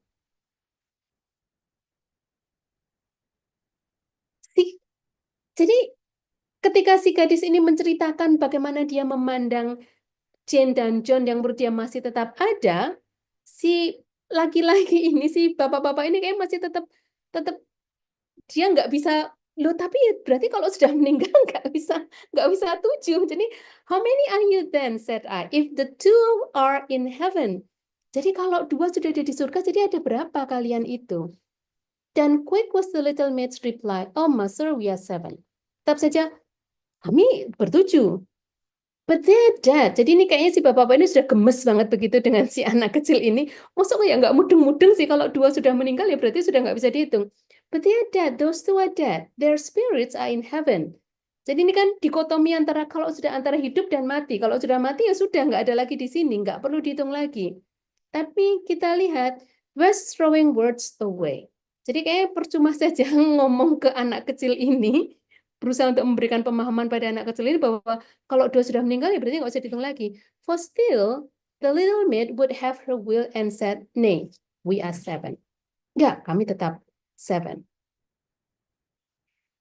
Nah, jadi kalau kita lihat dari puisi We Are 7 ini, satu, kita bisa melihat bahwa pandangan bisa jadi memang puisi ini diawali dengan tadi kan dengan perkataan, kalau kita lihat, what should it know of death? Artinya berarti memang orang dewasa akan cenderung mengatakan bahwa ya kalau kita bicara tentang kematian, anak kecil itu biasanya nggak paham tentang kematian. Jadi kita melihat dalam kehidupan kita sehari-hari kan banyak anak kecil ketika dia masih kecil ditinggal begitu dia nggak paham kalau seseorang itu sudah meninggal. Jadi biasanya kita bicara kalau masih balita begitu memang tidak bahkan tidak ngeh begitu kalau ada orang yang meninggal. Dan itu pandangan kita, pandangan orang dewasa tentang ya memang anak kecil itu biasanya apa sih yang dia tahu tentang kematian? Yang dia tahu ya dia hidup saja, dia senang-senang saja, dia nggak akan paham tentang abstraksi tentang kematian. Tapi yang terjadi kalau kita lihat dia paham. Tapi bisa jadi kematian yang ada dalam benak dia, dalam benak si anak kecil itu berbeda dengan apa yang ada di dalam benak kita. Atau kita barangkali justru bertanya, jadi sebenarnya mana yang benar?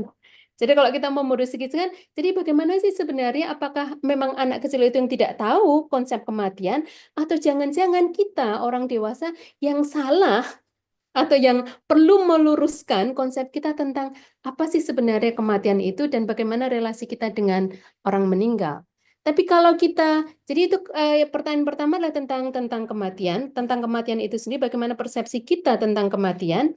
Dan juga yang kedua, ketika kita bicara community organized around the dead, dan ini the deceased are integral part of the local history, affection, and environment, kita lihat bahwa untuk si anak kecil ini, si gadis kecil ini, John dan Jane itu masih merupakan bagian dari kehidupan dia. Dan bahwa ketika si ibu, walaupun ibunya hanya disebutkan saja bahwa ibunya tinggal di rumah hanya berapa step, hanya berapa langkah saja, tapi ketika si ibu ini membiarkan si anak kecil untuk bermain-main di situ, artinya berarti si ibu ini kan juga masih menerima bahwa oh iya, bahwa orang-orang yang sudah meninggal, anak yang sudah meninggal itu masih merupakan bagian dari kehidupan mereka.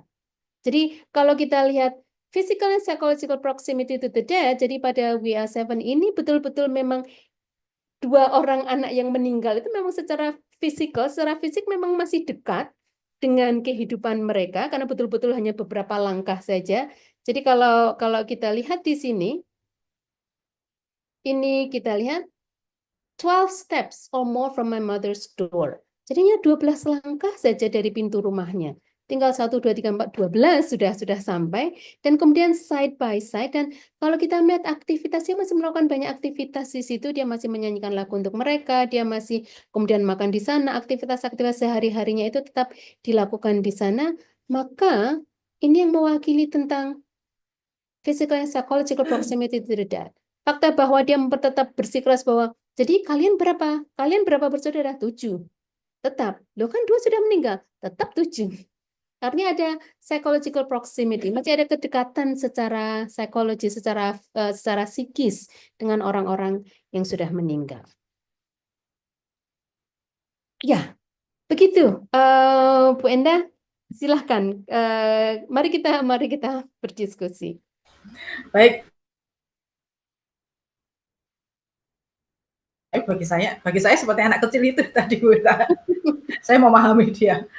Baik, Bu Eta, apakah sastra elegis ini memang pembahasannya memang kok kayak suram begitu? Karena yang menjadi kajiannya memang segala sesuatu yang berkabung, kehilangan dan seterusnya. Ini sebelum saya ke teman-teman yang sudah siap-siap berbicara nanti. Silakan Bu Eta. Ya, karena kalau kita bicara sastra elegi, jadi kalau memang kita hanya fokus pada kehilangannya, maka pembicaraan menjadi sesuatu yang suram begitu kan. Tapi kalau kita menariknya, jadi kalau kita menariknya tadi kalau kita fokus pada puisi itu, kita betul melihat hanya dari segi puisi itu bagaimana pilihan katanya misalnya, bagaimana kemudian rima, bagaimana unsur-unsur formal di dalam puisi itu membangun puisi itu sebagai puisi elegis, maka bisa jadi yang kita lihat adalah segala sesuatu yang muram saja. Jadi bagaimana seseorang kehilangan, walaupun kalau kita lihat secara, tadi kan disebutkan, jadi kalau traditional elegy, jadi elegi tradisional itu kan pergerakannya itu kan memang dari meratapi, kemudian memuji-muji orang yang sudah meninggal, tapi kemudian kan ada consolation, artinya kemudian jadi bisa menerima, artinya pada bagian akhir, maka kemudian kita sudah bisa menerima, artinya sudah tidak seberapa muram. Kalau kita melihatnya hanya pada isinya, maka bisa jadi memang betul. Jadi hanya yang muram-muram saja yang kelihatan, walaupun pada akhirnya kemudian tidak seberapa muram.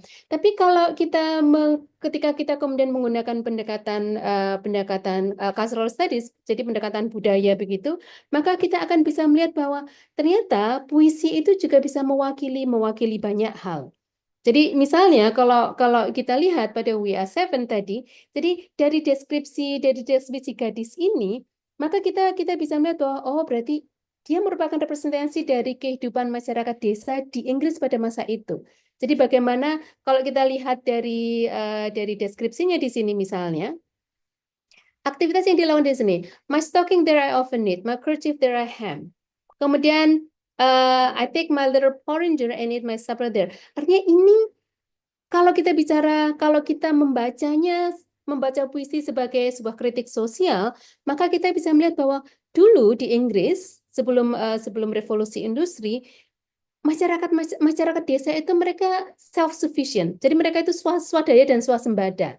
Artinya mereka menghasilkan baju mereka sendiri, mereka memintal benang menjadi kain mereka sendiri, kemudian menjahit sendiri, kemudian juga karena masih agraris, berarti mereka juga menghasilkan pangan mereka sendiri. Jadi ada swasembada dan swadaya yang kemudian dengan adanya revolusi industri, dengan adanya imperialisme, maka yang kita lihat 4 orang kakaknya itu mereka at Conway dwell. Jadi sudah saya sebutkan bahwa Conway itu adalah sebuah kota perdagangan, pusat perdagangan begitu.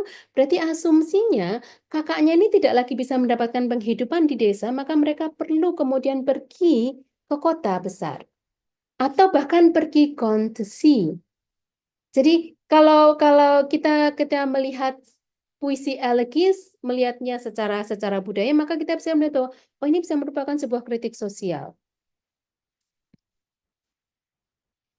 Kalau kita kemudian di sini, kalau kita melihat di sini sekalipun, jadi kalau kita melihat bagaimana si gadis ini kemudian memaknai kakaknya Jane dan John yang sudah meninggal, artinya ini juga bisa kemudian memberikan pelajaran pada kita bahwa ya sudah, tidak usah terus bermuram durja. Jadi ada pilihan untuk kalau orang sudah meninggal itu tidak harus kemudian kita meratapi dan kemudian kita terpuruk di dalam kesedihan, dalam kesusahan, tapi kita bisa tetap menganggap mereka tetap ada di sekitar kita dan kita masih tetap bisa hidup bersama dengan mereka. Jadi bisa dilihat tidak hanya dari aspek suramnya saja, tapi juga bisa kita lihat dari sisi yang lain. Begitu, Bu Endah. Baik, Bu Eta, ini saya ke teman-teman. Yeah. Sebelumnya saya memberi informasi dulu, nanti tentang daftar hadir akan diberikan oleh teman-teman panitia ya, yang di balik layar nanti. Tenang-tenang saja Bapak dan Ibu. Baik, saya akan memberi kesempatan kepada Bu Libri, kemudian nanti kepada Bu Miranti. Setelah itu nanti akan setelah itu Bu Neisha, kemudian saya belokkan ke puisi-puisi Indonesia. Nanti mungkin Bu Heti bisa, kemudian ada Pak Agustinus juga nanti akan berbagi. Baik, saya persilakan lebih dulu Bu Fibri ya. Setelah itu, Bu Aning juga. Nanti Bu Aning ya. Bu Libri dulu. Silakan Bu Libri. Ya, terima kasih Bu Endah. Selamat pagi Bapak dan Ibu semuanya. Salam Swastiastu, salam namo budaya, salam kebajikan. Begini Bu Eta, saya sebenarnya pernah mendengar dulu ya, Surprise by Joy ini adalah sebuah contoh dari puisi elegi yang menggambarkan bagaimana kesedihan bisa muncul bahkan dalam momen-momen bahagia. Terutama tulisan dari Wordsworth menuliskan puisi sebagai bentuk refleksi duka ataupun kehilangan. Yang ingin saya tanyakan ini menurut Ibu ya, menuliskan sebuah perasaan itu dalam bentuk puisi atau tulisan memang dapat membantu mengatasi kesedihan. Mengapa demikian? Yang kedua, puisi ini kan berbicara tentang kehilangan fisik seseorang, kemudian dimaknai secara luas atau bisa juga kita kehilangan kesempatan impian untuk kita membuat puisi seperti ini. Kemudian jika dalam menulis puisi itu eh, kita pernah merasakan kehilangan akan seseorang, apakah eh, apakah yang harus disertakan dalam menggunakan perasaan itu, kemudian tulis-tulisan reflektif seperti apa yang harus saya masukkan dalam puisi itu. Terima kasih Ibu. Baik, silakan Bu Eta. Oh, langsung ya? Langsung aja, Oke. iya. Ya, matur nuwun Bu Libri. Iya, jadi jadi ada dua pertanyaan. Jadi apakah menulis puisi itu memang bisa berfungsi untuk menghilangkan kesedihan, dan kemudian kalau misalnya kita sering mau menulis puisi, kira-kira apa sih yang perlu dituliskan dalam puisi tersebut? Jadi kalau untuk untuk pertanyaan yang pertama, jadi kembali tadi pada apa yang dikatakan oleh yang di depan tadi saya menyebutkan. Sebentar. Nah, jadi apa yang dikatakan oleh Peter Sachs? Jadi, one of the major texts of the work of mourning and of the elegy is to repair the mourner's damaged narcissism. Jadi, elegy itu kalau menurut Peter Sachs memang itu menjadi semacam substitut atau kerja dari penyair yang menulis elegy itu, sama seperti ketika secara psikis seseorang itu kemudian mengalami atau melakukan work of mourning. Jadi ketika seseorang kehilangan, kemudian dia berproses melakukan bagaimana cara dia kemudian cope with the loss, jadi bagaimana dia kemudian bisa menghadapi rasa kehilangannya, kemudian dia berproses secara psikis untuk kemudian melepaskan ikatan, jadi mengenang apa-apa yang bagus-bagus tentang si orang yang sudah meninggal, kemudian berusaha untuk melepaskan ikatan dengan orang yang sudah meninggal untuk sampai kemudian bisa menerima. Maka elegy itu menggantikan, bukan menggantikan, jadi bisa menjadi salah satu hal yang bisa kita lakukan untuk barangkali menyertai atau menggantikan work of mourning. Karena di dalam elegy sama, yang kita lakukan adalah pertama memang meratapi.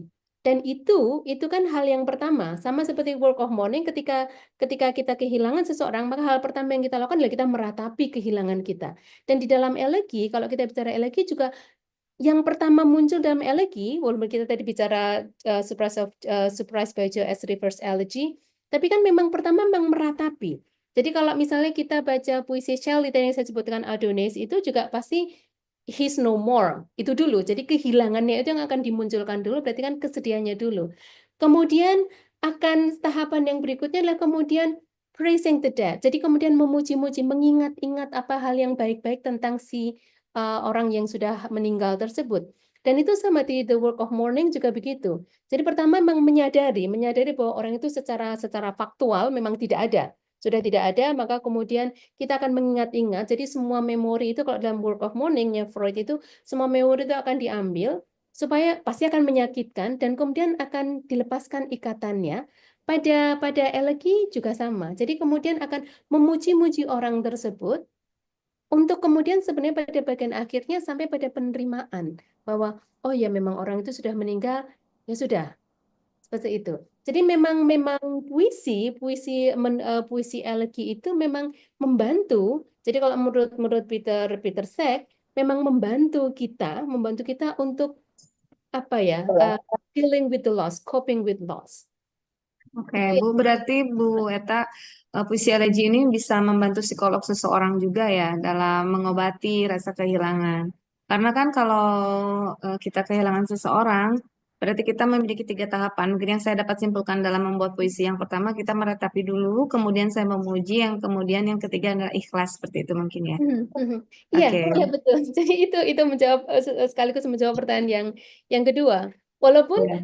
lagi seperti yang tadi yang kita contohkan pada Surprise by Joy, artinya ketika kita menulis pun kita tidak harus kemudian mengikuti pola tradisional elegy yang elegy terusnya yang harus diratapi dulu. Tapi pada Surprise by Joy kan kemudian bisa dibalik.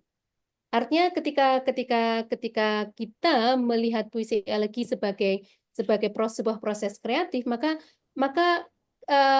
kita bisa memilih untuk mana dulu yang akan kita sampaikan atau mana yang lebih kita tekankan, mana yang kita akan singkirkan saja. Jadi barangkali kalau ada hal yang kalau ditampilkan malah tidak membuat kita jadi merasa lebih baik, ya berarti kita hilangkan saja.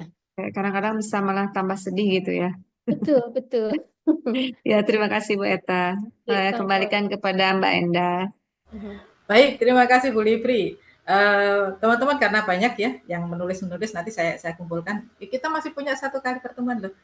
Saya minta maaf Bu Miranti, saya ke Bu Aning dulu ya, Bu Aning yang sudah angkat tangan. Bu Aning, silakan Bu Aning.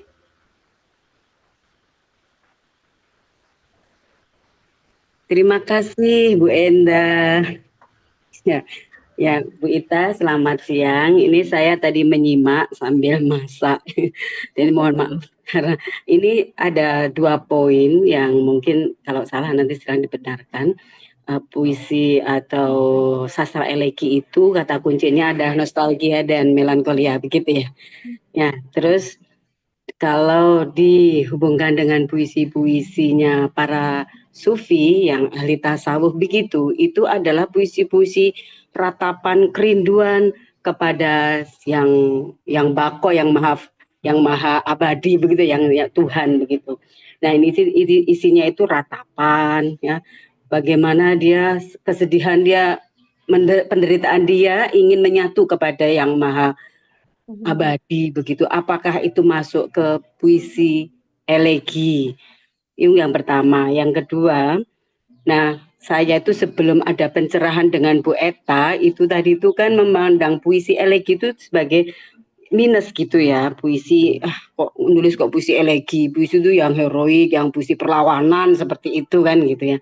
Ternyata setelah mendengarkan itu bahwa puisi-puisi elegi itu atau sastra elegi itu bisa menjadi satu, tadi saya dengar tuh obat psikologi, dan di situ biasanya akhir dari puisi elegi itu ada harapan gitu ya, ada harapan-harapan dari sang penyair. Nah, kembali ke puisi itu tadi ada ratapan. Kalau dihubungkan kebetulan karena saya notabene itu Muslim gitu ya, itu kan saya pernah dengar mubalik itu bahwa orang yang meratap itu tuh enggak boleh. Misalnya kesedihan kita itu kehilangan gitu ya, kehilangan ditinggal oleh ibu gitu ya, sakit banget. Saya pernah merasakan ini, itu sakit banget tuh nggak boleh meratap, tetapi sedih boleh, meratap nggak boleh. Meratap tuh gimana? Nanti kalau meratap jadi hilang syukurnya, begitu katanya. Nah itu jadi itu pertanyaan kedua. Tapi saya itu seneng banget ya lihat baca puisinya Joko Pinurbo yang judulnya elegi gitu ya. Maukah kau menemaniku makan dengan piring yang retak dan sendok yang patah, makan menghabiskan hatiku yang pecah. Jadi kayaknya kok bahasanya itu kelihatannya sedih tapi tidak menghentak kita gitu, tidak menjadi meratap gitu. Saya kira komen-komen dan pertanyaan saya itu saja, Bu Endah. Terima kasih. Terima kasih Bu Aning. Jangan ditinggal dulu, itu kompornya dimatikan dulu Bu, biar tidak kosong. Ya. Baik, Bu Eta, silakan Bu Eta. Nggih, matur nuwun Bu Aning. Jadi betul, jadi nostalgia melankoli itu menjadi bagian dari bagian yang memang akan muncul ketika kita bicara tentang puisi elegi, karena balik lagi karena puisi elegi memang bicara tentang sesuatu yang hilang, sudah hilang. Artinya ketika kita ingat bahwa sesuatu hilang kan berarti sesuatu itu pernah ada. Itulah kenapa kemudian menjadi nostalgia, karena kemudian kita melihat secara umum kan nostalgia itu kan menengok ke belakang kan. Jadi memang nostalgia dan kemudian melankolia. Kenapa melankolia? Karena itu tadi ada ratapan itu. Walaupun tadi kalau kita katakan kita perlu bedakan ketika kita bicara ketika kita bicara melankolia itu kan berarti term mana? Artinya bahwa ada kata yang sama, tapi ketika itu sudah menjadi istilah dalam bidang tertentu maka artinya akan berbeda. Jadi kalau melankolia, melankolis secara umum itu kan ya sesuatu yang mendayu-dayu, yang isinya ratapan itu melankolis. Tapi kalau menurut Freud tadi melankolia itu kan sebuah patologi kan, jadi sebuah kondisi di mana secara kejiwaan kita sakit karena kita tidak bisa melepas ikatan kita dengan sesuatu yang sudah hilang. Nah, bagaimana dengan sufi? Jadi ratapan untuk kemudian menyatu dengan ilahi begitu, jadi keinginan untuk menyatu. Saya pikir itu juga bagian dari elegi. Kenapa? Karena kalau ketika kita bicara tadi, kalau kita meminjam meminjam definisi mourning berkabung menurut Freud tadi kan tidak semata-mata lost object. Jadi tidak hanya objek itu kan berarti bisa orang, bisa benda, tapi Freud juga mengatakan bahwa loss of abstraction. Jadi ada abstraksi-abstraksi, dan abstraksi-abstraksi itu kan bisa macam-macam. Artinya bisa apakah ketika kita kehilangan negara, artinya ketika negara itu kan tidak semata-mata lokasi ya. Jadi ketika katakan misalnya kita orang Indonesia, kemudian ketika kita ketika kita sedang tidak tinggal di Indonesia misalnya, kemudian katakan Indonesia kemudian tiba-tiba tidak merdeka, begitu kita pasti akan kehilangan juga karena tidak semata-mata fisik, tapi juga merupakan abstraksi. Jadi ratapan sufi untuk keinginan untuk menyatu dengan ilahi itu juga merupakan bagian dari elegi karena ada kehilangan, ada sesuatu yang belum didapatkan, ada sesuatu yang hilang dan berusaha untuk diambil. Itu termasuk dalam elegi. Jadi itu yang pertama. Kemudian yang kedua, elegi tidak hanya negatif. Iya, Bu Aning. Jadi ternyata dan seperti tadi yang di awal saya katakan, ketika kita bicara elegi tidak hanya satu entitas saja, karena definisi elegi kalau kita mau melihat, itu elegi juga definisinya ada banyak, dan kemudian ketika kita melihat perkembangan konsep puisi elegi itu seperti apa, juga akan berkembang berbeda dari zaman Yunani. Kalau dalam konteks sastra Inggris, abad ke-17 itu seperti apa, abad 18-19 itu juga berbeda. Di era modern pun juga berbeda. Jadi terima kasih sudah mengutip puisi eleginya tadi, dan sangat terasa sekali kan bagaimana itu kalau menurut saya betul-betul usaha untuk itu, termasuk bagian dari usaha untuk bahwa ya sakitnya kelihatan. Jadi dari bait-bait yang dari Lari yang tadi Bu Aning bacakan itu kan masih terasa banget sakitnya, tapi juga terasa bagaimana itu merupakan satu usaha untuk kamu tetap hidup, walaupun sakit, tapi sakitnya itu bisa dinikmati, begitu kan? Jadi itu menurut saya itulah kenapa elegi itu ya tidak hanya yang murah-murah saja, tapi juga merupakan bisa menjadi kayak terapi begitu untuk membuat kita menjadi lebih tetap waras begitu ketika kehilangan sesuatu. Begitu nggih, Bu Aning? Matur Ya, nuwun. terima kasih Bu Eta. Baik, Bu Aning masih di situ kah? Bu Aning? Halo. Iya Bu, iya Bu Enda. Tolong Bu Aning dibacakan utuh Bu Aning. Tadi kan cuma sepenggal yang. Iya betul. Oh gitu. Supaya tadi kan puisinya puisi bahasa Inggris semua nih. Nah, ini yang dekat dengan kita yang seperti apa? Monggo Bu Aning, silakan Bu Aning. Ya sebenarnya tuh saya tuh kalau baca puisi itu memang harus total OJK-nya enggak deh. Karena ini posisinya belum siap tidak untuk on kamera, jadi gini aja ya Bu Enda. Ya. Lagi karya Joko Pinurbo. Maukah kau menemaniku makan dengan piring yang retak dan sendok yang patah, makan menghabiskan hatiku yang pecah. Itulah makan malam terakhirnya di surga kecilnya yang suram. Besok ia sudah terusir kalah dan harus pergi menuju entah. Lalu mereka berfoto bersama, sementara mobil patrol berjaga-jaga di ujung sana. Lalu hujan datang memadamkan api di matanya. Ia akan sering merindukan hukuman dan sering menengoknya lewat mesin pencari kenangan. Sebelum malam mimpinya, aduh ada bakul itu, sudah Bu Enda. Saingan dengan ini, jual getok lindri. Enggak kedengaran kok Bu Aning. Terima kasih Bu Aning. Jokpin itu memang luar biasa pilihan katanya itu. Baik, kalau tadi Bu Aning sudah mengajak kita ke puisi yang membumi, ini masih ada beberapa pertanyaan. Teman-teman, ini kalau pertanyaannya tidak dibahas sekarang enggak apa-apa ya. Minggu depan kita masih bertemu lagi soalnya. Ini saya kumpulkan, kemudian minggu depan supaya nanti Bu Eta juga ikut membahas yang ditanyakan di kolom chat begitu. Baik, adakah yang ingin resen lagi atau ini tadi Bu Aning sudah memberikan puisi dalam bahasa Indonesia atau adakah yang lain? Bu Heti masih adakah? Iya. Ada Mbak Indah, terima kasih. Bu Heti, mengapa saya panggil Bu Heti? Karena beliau biasanya membahas puisi dan drama-drama yang nyerempet-nyerempet elegis begini. Silakan Bu Heti. Terima kasih Mbak Indah. Selamat bertemu Bu Eta. Assalamualaikum warahmatullahi wabarakatuh. Waalaikumsalam warahmatullahi wabarakatuh. Ya, perkenalkan saya Eti Purnamasari, itu dari Unitomo Surabaya, Bu Eta. Oh, nggih. Salam kenal Ibu. Ya, terkait dengan puisi elegi dan sastra elegi di sini, kebetulan saya mengamati drama, dan di Indonesia banyak sekali drama-drama yang memang bernuansa elegi. Salah satunya karya Nano Riantiarno, ya, Selamatan Aju. Saya Selamatan ini tentu tidak hanya ada di Jawa, mungkin di beberapa tempat yang lain juga ada. Tetapi ini sangat berpengaruh pada hal-hal yang terkait dengan psikologi, Bu Eta. Misalnya di dalam analisisnya, ini tentu saja psikologi dari isi puisi yang terkait dengan budaya Jawa dengan yang lain tentu akan berbeda. Indikatornya tentu akan berbeda. Nanti mohon pencerahan dari Bu Eta ketika kita menghadapi sebuah karya sastra, misalnya drama atau puisi, itu yang di dalamnya juga menyentuh masalah budaya-budaya daerah tertentu.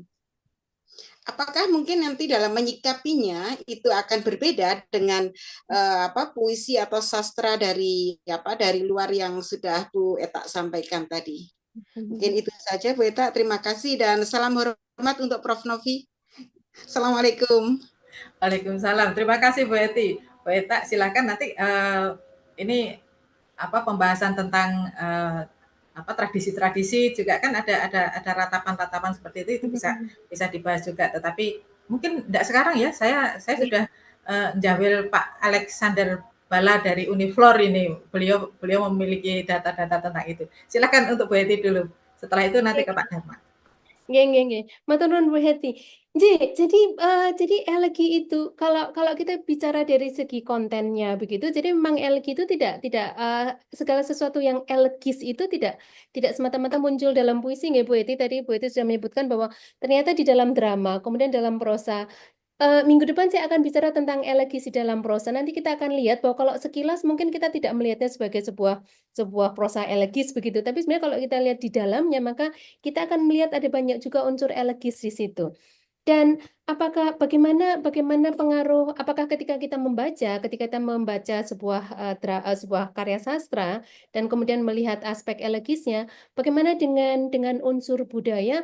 Justru menurut saya kalau kita bicara elegis tadi, kalau hanya melihat isinya saja, maka kan kelihatan suram tadi yang dikatakan oleh Bu Indah tadi kan, kok hanya suram saja walaupun akhirnya kemudian ada consolation ya.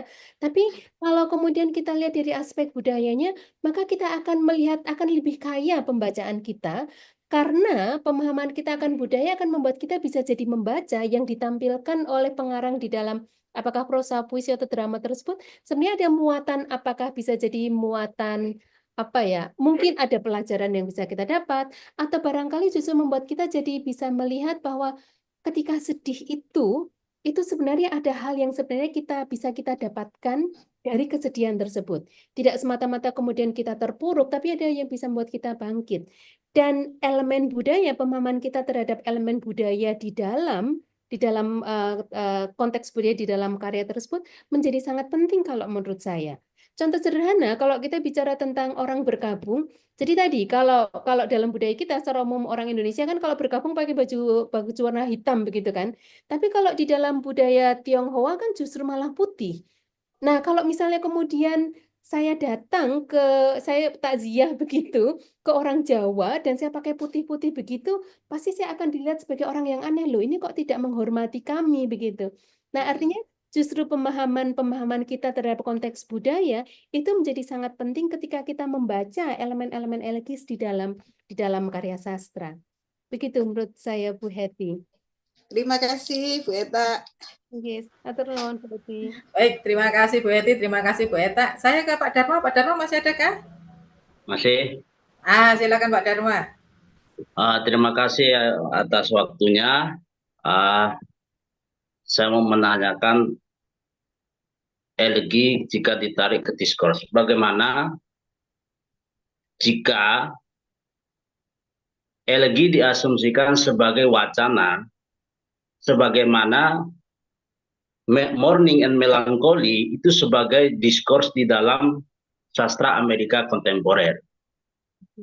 Jadi ada pengarang-pengarang Amerika Meksiko, Amerika Cina, misalnya seperti itu. Bagaimana jika ditarik dari bentuk ke persoalan diskurs? Saya kira itu. Terima kasih.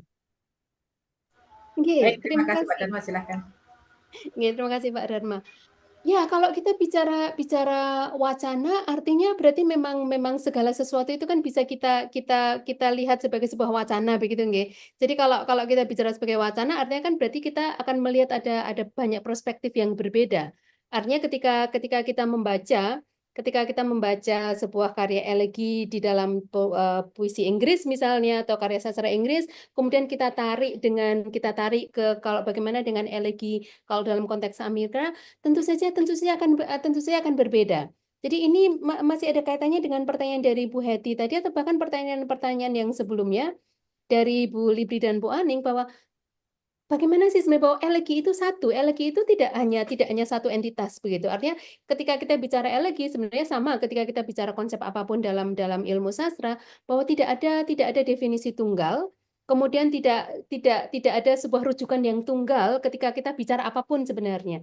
Jadi ketika kita melihat elegi ini sebagai sebuah wacana, maka justru menurut saya akan sangat kaya. Jadi kalau misalnya bicara tentang Amerika, kalau kita tarik ke sastra Amerika misalnya, sastra Amerika itu, kalau kita bicara sastra Amerika, sebenarnya kan sastra Amerika itu juga tidak tunggal. Ada tadi kalau misalnya sastra Meksiko, berarti ada American Hispanic Literature misalnya, itu merupakan satu bidang tersendiri kan, atau Asian American Literature atau African American Literature, maka justru itu membuka ruang untuk sebuah diskusi yang akan sangat kaya.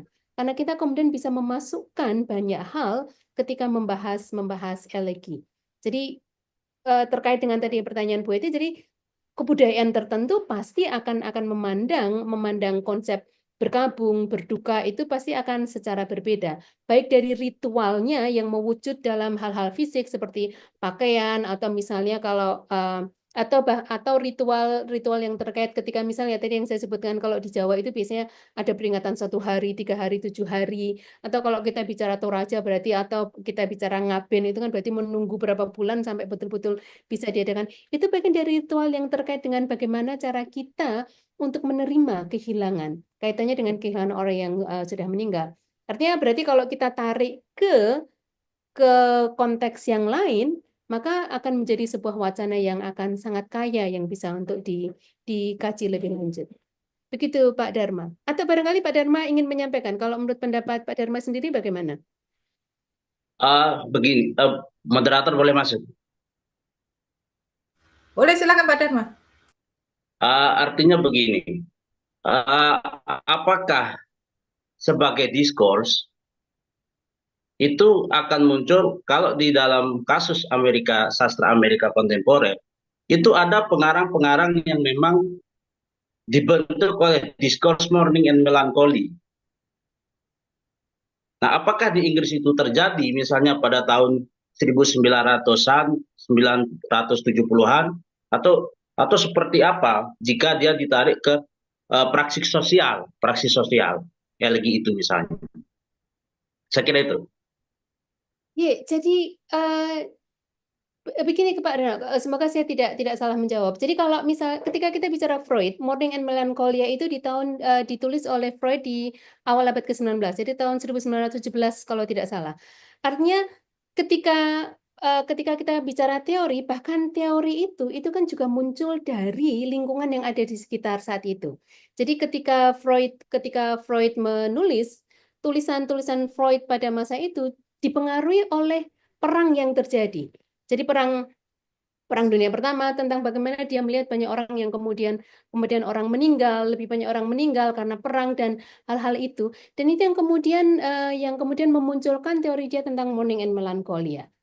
Dan kalau kita bicara tentang karya sastra, apakah karya-karya Erlegi itu juga dibangun? Apakah ada pengarang yang muncul dalam situasi tertentu, era tertentu, yang kemudian muncul karya Erlegi? Menurut saya iya. Jadi kalau kita bicara tidak semua, artinya begini, kalau kita bicara elegi sebagai sebuah genre, maka kan tidak semua pengarang menulis elegi. Tapi para pengarang yang menulis elegi, maka kita akan bisa melihat bahwa elegi yang dia tulis itu juga dipengaruhi oleh kondisi sosial, historis, dan budaya masyarakat pada saat itu. Jadi seperti yang saya contohkan ketika saya mencontohkan We Are Seven, misalnya, maka tadi yang seperti yang sudah kita lihat bersama, bagaimana elegi di dalam We Are Seven itu kan sangat mewakili kondisi Inggris pada saat itu. Kondisi Inggris pada saat ketika terjadi revolusi industri, ketika Inggris pada saat yang terdampak oleh revolusi Perancis, kemudian juga Inggris yang terdampak oleh revolusi Amerika, walaupun tidak ada informasi faktual yang menyebutkan revolusi industri, revolusi Amerika, revolusi Perancis, tapi apa-apa yang digambarkan sekilas kita baca lebih dalam, maka kita bisa melihat, oh ya, ini adalah dampaknya. Artinya ketika misalnya saya belum melakukan penelitian tentang karya-karya elegi Amerika, tapi saya meyakini bahwa ketika kita melihat karya-karya elegi yang muncul di Amerika di era tertentu, maka akan kelihatan juga bagaimana karya-karya itu muncul karena ada konteks sosial dan budaya yang mempengaruhinya. Dan itu akan bisa kita lihat, di dalamnya. Begitu, Pak Dharma. Ya, terima kasih Bu. Baik, terima kasih Pak Dharma, terima kasih Bu Eta. Ini 4 menit tidak cukup untuk menyelesaikan semua pertanyaan ini. Bu Miranti tentang depresi, kemudian ada Bu Neisa tentang metafora, Pak Agustinus dan Pak Tomo tentang lagu-lagu dalam bahasa Indonesia, dan Didik Kempot juga loh Bu Eta. Ini pertanyaannya dari Sabang sampai Merauke. Itu akan saya simpan untuk minggu depan saja, kemudian Pak Bala nanti biar mencarikan ratapan yang ada di NTT, sehingga minggu depan kita bisa lebih bermacam-macam ini bahasan kita. Baik, termasuk juga Bu Ut ya, Bu Tami menanyakan, ada beberapa yang sudah dijawab Bu Tami. Apakah sastra elegi selalu berupa ungkapan kesedihan? Tadi sudah panjang kali lebar dijelaskan oleh Bu Eta. Kemudian contoh-contoh yang Ibu tampilkan selalu berkisah tentang kehilangan bagi penganut Nasrani.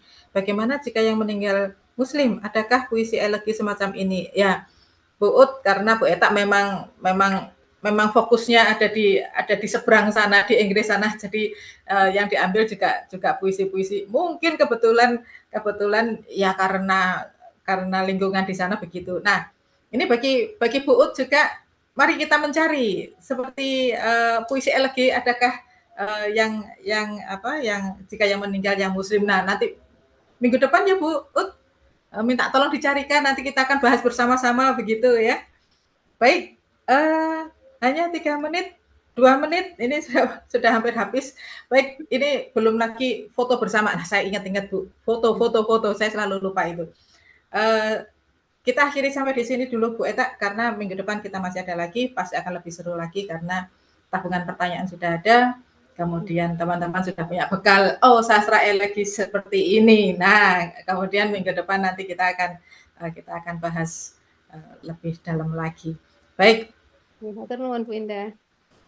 Terima kasih banyak Bu Eta, terima kasih juga teman-teman semua yang sudah hadir dan berdiskusi bersama-sama. Saya juga belajar banyak dari Bu Eta. Pertemuan pertama ini akan saya akhiri, tetapi sebelumnya nanti ditutup oleh Bu Yeni dan foto bersama dulu. Nanti sebelum saya lupa diingatkan oleh Pak Ferry lagi. Ya. Baik, sebelum ditutup oleh Bu Yeni, kita foto bersama dulu Bapak Ibu semua. Mohon aktifkan kamera dan persiapkan senyum manisnya. Ya, baik, ada 2 slide yang sudah tersenyum ke kamera ini Bapak Ibu. Kita ke slide yang pertama dulu. 1, 2, 3. Baik, kita menuju ke slide yang kedua. Bentar, saya copy dulu. Ya, kita ke slide yang kedua, Bapak Ibu. Kembali tersenyum, silahkan. Baik, 1, 2, 3. Silahkan dilanjutkan Bu Enda. Terima kasih. Baik, terima kasih Pak Ferry. Saya nanti lupa urusan foto, gawat ini.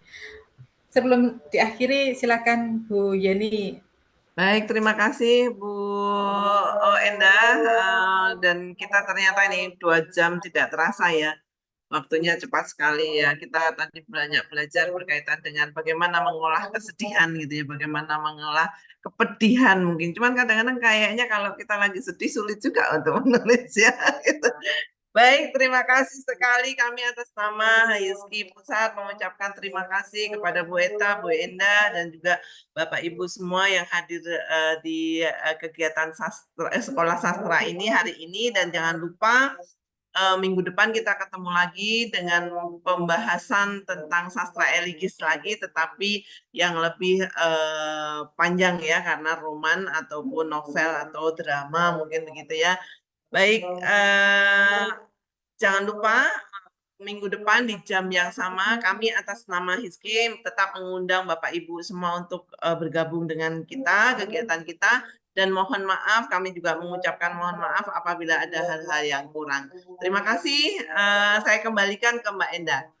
Baik, sebelum minggu depan, besok sudah masih ada kegiatan loh, kajian inovatif. Nah, tanggal 10 Bu. Tanggal 10, iya ya, tanggal 8. Tanggal 10 masih ada kegiatan lagi, silahkan nanti flyer sudah dibagikan beberapa saat yang lalu. Silahkan bergabung juga di sana. Pokoknya di sini kita belajar apa saja, sudah ikut saya pokoknya. Baik, terima kasih. Saya tutup sampai di sini. Bapak Ibu silahkan kembali ke aktivitas masing-masing. Terima kasih banyak Bu Eta. Saya senang bisa belajar di sini. Baik, selamat siang. Wassalamualaikum warahmatullahi wabarakatuh. Waalaikumsalam warahmatullahi Terima kasih Bu Eta. Ada Pak Basuki, Pak Haryono. Ada Pak Imam Basuki, ada Imam Pak Sandi. Terima kasih. Izin pamit ya. Baik, terima kasih Bapak Ibu semua. Pamit. Bapak Ibu, terima kasih. Matur nuwun. Record